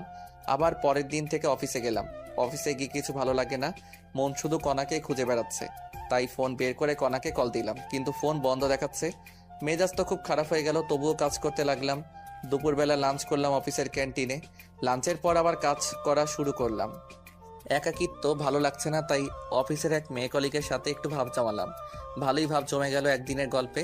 যাই হোক, কনাও নেই, মেয়েটার সাথে কথা বলে ভালোই লাগলো। এভাবে 3 দিন গেল, কনার কোনো খোঁজই নেই। ফোন বন্ধ করে রেখেছে। হাসপাতালে যখন ছিলাম তখন আমার ফোন বন্ধ ছিল, তাই কনা আমার উপর রাগ করে ফোন বন্ধ করে রেখেছে। আর তাই আমি অফিসের একটা মেয়ের সাথে দেখিয়ে দেখিয়ে গল্প করতেছি। আমি জানি লিপি আমার সব কথা কনাকে জানাচ্ছে। অনেক ভেবেচিন্তে নীলাকে সব খুলে বললাম, আর ওকে একটু অভিনয় করতে বললাম। নীলাও খুব সুন্দরভাবে লিপির সামনে অভিনয় করে। যাই হোক, এভাবে 4র্থ দিন চলে গেল। 5ম দিন নীলা আগে গেল অফিসে। এই নীলা শোনো। জি আপু বলেন। তুমি জানো না কণা ফারুককে ভালোবাসে, কয়েকদিন পর ওদের বিয়ে। তো আমিও তো ওনাকে ভালোবাসি। চাকরি হারাতে চাও নাকি? হারালে হারাবো, ফারুক আছে না। আর কণা ম্যাম ওনাকে কি ভালোবাসে যে কয়েকদিন ধরে কল ধরে না? আরে আবাল, কণা ফারুকের গ্রামের বাসায় গেছে, আগামী 7 দিনের মধ্যে ওদের বিয়ে হবে। ও আপু, আসলে আমাদের মাঝে কিছু নাই।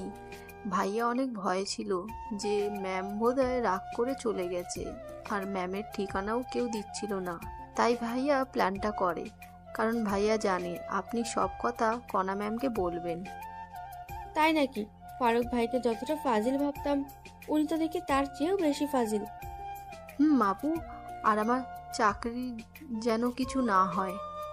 যাও, তোমার 7 দিনে ছুটি। এই 7 দিন অফিসের ধারে কাছেও আসবা না। ফারুক ভাই কল দিলে বলবা গ্রামের বাসায় গেছো, আমরা একটু এদিকে মজা নেই। আচ্ছা আপু। আমি অফিসে ঢুকে দেখলাম কণাও নেই, নীলাও নেই। তারপর লিপিকে গিয়ে ধরলাম। কণা কোথায়? জানি না আমি। ভালো। আরেকটা কথা শুনে রেখো, কণা ফিরে এসে আমায় খুঁজে পাবে না। ভাইয়া এসব কথা বলবেন না, আপনাকে সারপ্রাইজ দেওয়ার জন্য কণা এসব করতেছে। তাই নাকি? একটু টাচ দিবা। সারপ্রাইজ ভালো নাকি খারাপ? সুন্দর সারপ্রাইজ ভাইয়া। তাহলে আমি নিশ্চিন্তে থাকলাম। আর নীলাকে চাকরি থেকে বের করে দিও না আবার। কেন? ওকে তো বের করে দিব। থাপ্পড় খাবা। আমি ওকে অনেক অনুরোধ করাই অভিনয় করতে রাজি হয়েছিল। আর ওর বয়ফ্রেন্ড আছে। তোমার আপুর মতো সন্দেহ করো না আবার। হোক। আর আজ আমার সাথে লাঞ্চ করবেন। আমি মেয়েদের সাথে লাঞ্চ করি না। কণা বোধহয় ছেলে। বেশি বোঝো কেন? আমায় ছুটি দাও, আমি বাসায় যাব। আপনার অফিস না করলেও চলবে। শালি আছে না, ওখান থেকে নিজের কেবিনে গেলাম। দুপুর পর্যন্ত কাজ করে বাসায় আসলাম। পরিচিত এক ফার্মেসি থেকে ঘুমের ওষুধ এনে খেয়ে ঘুম দিলাম। উঠলাম পরের দিন দুপুরবেলা। উঠে আবার ফোন টিপতে লাগলাম। মাগরিবের আগে আগে কণার আম্মুর ফোন থেকে কল আসলো। আমি ধরলাম। তখনই বাবা, বাবা, কণা। কণার কি হয়েছে বলেন? কণা বলেই ফোন কেটে দিল। আমি আবার কল দিলাম, ফোন বন্ধ। কণার ফোনও বন্ধ, কণার আব্বুরও বন্ধ হয়ে আছে। মেজাজ খুব খারাপ। ট্রাউজার পর অবস্থায় মোবাইল নিয়ে দিলাম দৌড়। রিক্সা করে কণার বাসায় গেলাম। বাসায় গিয়ে দেখি পুরো বাসা বিয়ের সাজে সাজানো। আমি দৌড়ে ভিতরে গিয়ে কণার আম্মুর কাছে গেলাম। কণা কোথায়? কণার কি হয়েছে? ওর আজ বিয়ে বাবা, অন্য একটা ছেলের সাথে। ওই ছেলেকে নাকি ভালোবেসে ফেলেছি কয়েকদিনে। কি বলেন আপনি? আর আমি কি? বাবা, আমার কাছে কিছু বলে লাভ নেই। কর্ণের কাছে যাও, কর্ণা ওর রুমে। আমি এক দৌড়ে কণার রুমে গেলাম। গিয়ে দেখি ওকে সাজানো হচ্ছে। আমি সবাইকে বাইরে যাওয়ার অনুরোধ করলাম। সবাই বাইরে গেল আর আমি দরজা লাগিয়ে দিলাম। কণা, এগুলো কি কি শুনছি আমি? যা শুনছো তাই সত্যি। আমি বিয়ে করতেছি অন্য ছেলেকে। আমার অপরাধ কি? ভিকারির ছেলের শখ দেখ। ওই ছেলে আমার ক্রাশ ছিল, অনেক প্রপোজ করেছি কিন্তু রাজি হয়নি। 2 দিন আগে রাজি হয়েছে। ও ভালো। ম্যাম, আপনি সুখে থাকলে আমি খুশি। আর আপনার টাকা কিছুদিন গেলেই দিয়ে দিব। লাগবে না, তোদের পরিবারকে ওই টাকা দান করে দিলাম। ম্যাম, লাগবে না, আমি শোধ করে দিব। ভালো থাকবেন, সুখে থাকবেন, আর জীবনে দেখা হবে না আপনার সাথে। বলেই ওর দিয়ে আংটি খুলে ওর হাতে দিয়ে রুমের দরজা খুলে কান্না করতে করতে সিঁড়ি দিয়ে নামলাম। নেমেই ফার্মেসিতে গিয়ে 4 পাতা ঘুমের ওষুধ সিস্টেম করে কিনে বাসায় গেলাম। সাথে 4 প্যাকেট সিগারেটও নিলাম। বাসায় গিয়ে শুয়ে পড়লাম। কি করব ভেবে পাচ্ছি না। ভাবতেছি আত্মহত্যা করব, আবার বাবা মায়ের মুখের দিকে তাকিয়ে করতে মন চাচ্ছে না। আমি পানি আনলাম, ঘুমের ওষুধ খেয়ে শুয়ে যাব। ঘুমানোর আগে কণাকে দেওয়ার জন্য একটা মেসেজ লেখা শুরু করলাম। তখনই আমার ফোনে কণার ফোন থেকে কল আসলো। আবার কল দিছো কেন? বললাম না আমি কোনোদিন তোমায় ডিস্টার্ব করব না। প্যাক প্যাক না করে তোমার দরজা খুলে দাও। আমি ঘুমাচ্ছি, দরজা খুলতে পারবো না। খুলবি নাকি 999 কল করব? দরজার সামনে কে? খুলে দেখ আগে। ফোন কেটে দিয়ে দরজা খুলে দেখি আমার আম্মু, আব্বু আর কণার আব্বু আম্মু দাঁড়িয়ে। তখনই, আরে আপনারা ভিতরে আসুন। তারপর সবাই বসলো আমার বিছানায়। আমি চেয়ার নিয়ে আসলাম। বাবা, আমরা কখনো কল্পনাও করতে পারিনি এমন কিছু হবে। আরে আঙ্কেল, কি করছেন আপনি? আমি আপনার ছেলের মতো, আর আপনার এখানে করার কিছু নেই। তবু আমাদের অনেক খারাপ লাগলো বাবা। আন্টি, আমি কণাকে ভালোবেসেছি। আমি চাইবো অবশ্যই সে সুখে থাকুক। আর কণা এখন তার মনের মতো পাত্র পেয়েছে আর সুখে থাকবে, এতেই আমি খুশি। তাহলে তুমি একটা মেয়ে দেখে বিয়ে করো। আমি আর বিয়ে করতেছি না। কেন বাবা? অত্যন্ত পার্সোনাল আঙ্কেল। আর আপনার মেয়ের বিয়ে, আর আপনারা এখানে অনেকে আবার অন্য কিছু ভাববে। ভাবলাম তুমি যদি আবার অন্য কোনো অঘটন ঘটাও, তাই আসা। আমি আত্মহত্যা করলে আমার বাবা মার কি হবে? সারা জীবন না হয় কণার ছবি সাথে নিয়ে থাকবো। আচ্ছা, আপনারা থাকেন, আমি কিছু নিয়ে আসি। বলেই দরজা দিয়ে বাইরে যাওয়ার জন্য রেডি। কোথাও যাওয়া হবে না। আমার কলার ধরে দরজা দিয়ে ভিতরে ঢুকলো। আমি কিন্তু কিছুই করিনি। সেটা জানা আছে, এখন বসে থাকো তুমি। দুলাভাই, কেমন দিলাম সারপ্রাইজ? কারো ফাটে কেউ হাসে, কেমনটা লাগে? আমার কথা শুনে সবাই হাসতে লাগলো। তারপর কাজী রুমে প্রবেশ করলো। আমার 2 রুম মানুষ দিয়ে ভর্তি হয়ে গেল। তখনই, আঙ্কেল, প্রেমিকার বিয়ে প্রেমিকার সামনে পড়াবেন নাকি? আমি বাইরে যাচ্ছি। আরে গাধা, তোর সাথে কণা মামুনির বিয়ে? তাহলে যে বলল কণা আরেকজনকে ভালোবাসে? আমি সব বলবো, কিন্তু পরে বলবো। আচ্ছা, তোমাকে শিক্ষা দিব আমি কি জিনিস। যাই হোক, অনেক কাহিনী শেষে বিয়ে পড়ানো শেষ হলো। আবার কার আসলো? আমাদের সবাইকে আমার কণাদের বাসায় নিয়ে যাওয়া হলো। সেখানে গিয়ে দেখি আমার ভার্সিটির সব বন্ধুই আছে। ওদের সাথে অনেক দিন থেকে দেখা হয় না, কথাও হয়। আমি তো ওদের দেখে অনেক খুশি। আমার সব বন্ধু বিয়ে করেছে, অনেক বাচ্চাও আছে। আর আমার বন্ধুদের সাথে আমি ইচ্ছা করে যোগাযোগ করিনি। যাই হোক, আমার বাসায় রেজিস্ট্রি হলো, এখানে কবুল বলানো হলো। রাত 2টার দিকে বিয়ে পড়ানো, খাওয়া দাওয়া শেষ। তারপর আবার আমাদের গাড়িতে করে নিয়ে যাওয়া হচ্ছে, কণা আর আমি পাশাপাশি। বুঝলাম না, কোথায় যাচ্ছি আমরা? আমাদের বর্তমান ঠিকানায়। বুঝলাম না। তোমায় বুঝতে হবে না। আমাদের 5তলা বাসায় 2য় তলা আমাদের থাকার জন্য ফাঁকা করা হয়েছে। এখন থেকে আমি, তুমি, আমার শ্বশুর, শাশুড়ি মা সবাই একসাথে এখানে থাকবো। সত্যি? বলেই জড়িয়ে ধরে কিস করলাম। পরে যখন সন্ধ্যার কথা মনে হলো, ছেড়ে দিলাম। জানি মন খারাপ করেছো, তোমায় বাসর ঘরে সব খুলে বলবো। হুম। দেখো, তোমার বিকাশে টাকা দিয়েছি, কোনো দোকান থেকে ক্যাশ আউট করো। তোমাকে আজ খসাবে সবাই। কেন? আনহার লিপি বাসর ঘর সাজিয়েছে, তার জন্য টাকা দেওয়া লাগবে না? আদনান লাইটিং করেছে, তার জন্য টাকা দিতে হবে না? না, আমি কিছুই দিব না। মন খারাপ করে সিটে হেলান দিলাম। আচ্ছা। বলেই কাঁধে হেলান দিল। আমি আর ওকে সরিয়ে না দিয়ে শুয়ে থাকলাম।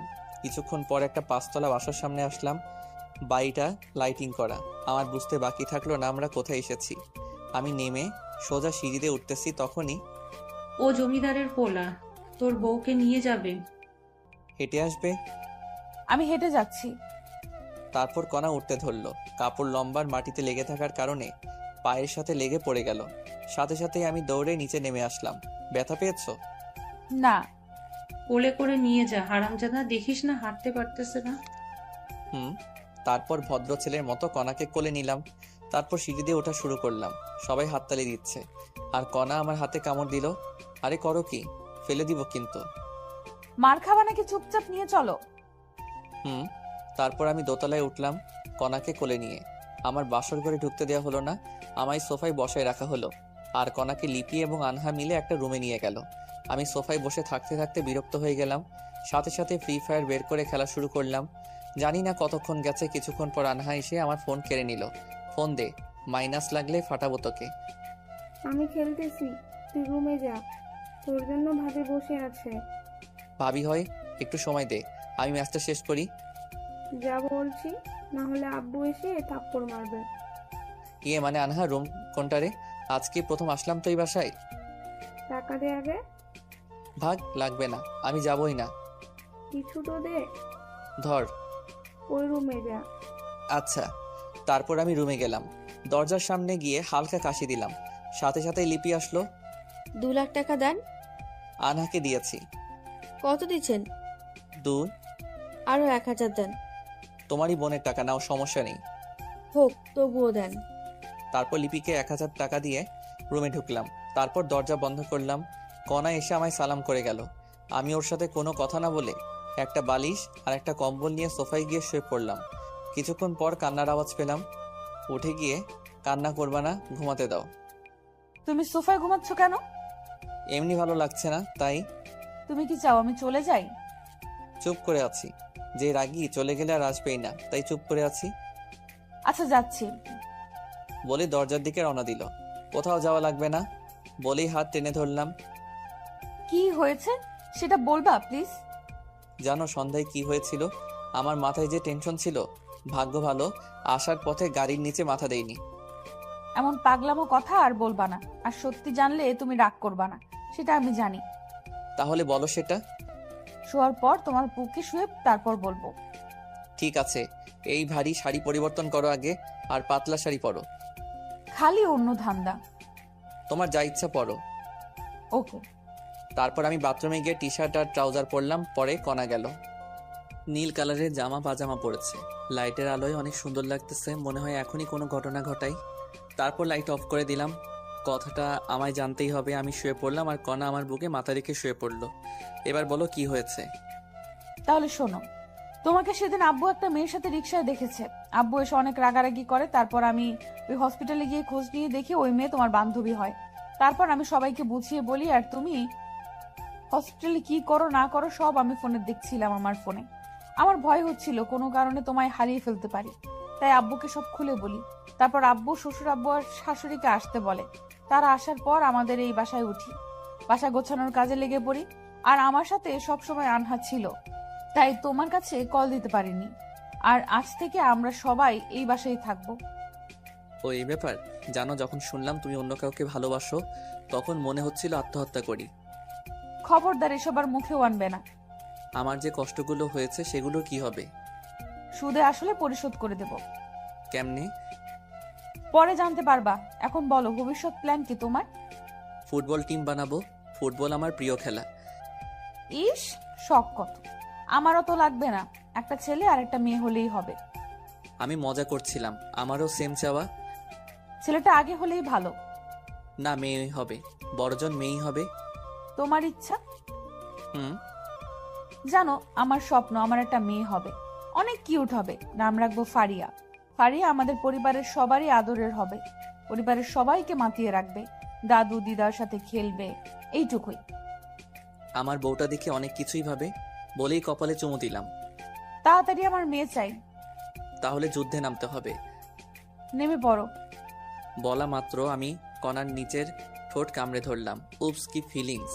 কণার ঠোঁট একদম কমলার কোয়ার মতো। আমি কিস করতে থাকলাম, তারপর গলায় কিস করলাম, তারপর নিচের দিকে নামতে থাকলাম। আর বাকিটা ইতিহাস। যাই হোক, পরের দিন সকালে ঘুম ভাঙলো কণার ডাকে। অনেকবার ডেকে গেছে, উঠিনি, এই জন্য চায়ের কাপে আঙ্গুল ঢুকিয়ে দিয়েছে। তারপর আমি উঠে গোসল করে এসে দেখি কণা আমার সাথে রান্না শিখতেছে।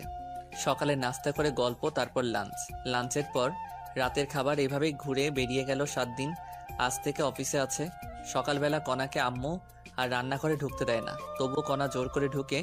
সকালে রান্নার সময় থাকে, কিন্তু রাতে থাকতে পারে না। এইভাবেই সকালবেলা অফিস যাওয়া, অফিসের কাজ করা, রাতে আবার বাসায় আসা। আর আব্বু এখন চাকরি করে, আর কণাকে বাসায় রাখা হয়েছে 1 মাস পর পরীক্ষা। যাই হোক, এইভাবেই কেটে গেল 3টি বছর। 3 বছর পর অফিস বন্ধের দিন সকালে, পাপা পাপা উঠো তাড়াতাড়ি, আম্মু নাতি নিয়ে আসতেছে। আসুক মামুনি বলেই বিছানা থেকে উঠে কোলে নিলাম। পাপা পাপা কোথায় যাবা? আজ তোমার দাদু দিদা ফুপি তোমার মাম্মি সহ ঘুরতে যাব তিমদা বলেই ওর দাদুর কাছে গেল। আমার বিয়ের 2 বছর পর ফারিয়া আমাদের পরিবারে আসে। ফারিয়া অনেক কিউট, সারাদিন সবাইকে দৌড়ের উপর রাখে। আর আনহা মেডিকেলে পড়ে এখন। আমি ব্রাশ করে রান্নাঘরে গেলাম। আমি যাওয়া মাত্র আম্মু অজুহাত দিয়ে চলে গেল। আম্মুও বুঝতে পারছে। আমি কণাকে পিছন থেকে জড়িয়ে ধরলাম। কণার সাথে সাথে নড়াচড়া বন্ধ করে দিল। কি করো? আম্মু আসবে। আরে আসবে আসবে না। কি শুরু করছো? শুরুই করলাম না। ঠিক আছে, যাচ্ছি। দাঁড়াও, বাজার করে এনে দাও। আচ্ছা, লিস্ট দাও। দাঁড়াও। তারপর আমি ব্যাগ নিয়ে বের হলাম। তখনই কণা আমায় ডেকে রান্নাঘরে নিয়ে গেল। লক্ষ্মী ছেলের মতো বাজার করবা, রাস্তা দেখে পার হবা। কপালে চুমু দিয়ে তারপর আমি বাজারে গিয়ে লিস্ট অনুযায়ী বাজার করলাম। বাজার নিয়ে বাসায় আসলাম লাঞ্চের দিকে। বাসায় এসে গোসল করে টেবিলে বসলাম। আমাদের অভ্যাস হয়ে গেছে, সবাই আম্মুর হাতের তোলা ভাত খাই। আজও আম্মু সবাইকে তুলে খাওয়াচ্ছে, আর আমরা সবাই তৃপ্তি সহকারে খাচ্ছি, আমরাও আবার আম্মুকে তুলে খাওয়াচ্ছি। আপনারা সবাই দোয়া করবেন আমরা যেন সারা জীবন এমনই থাকতে পারি।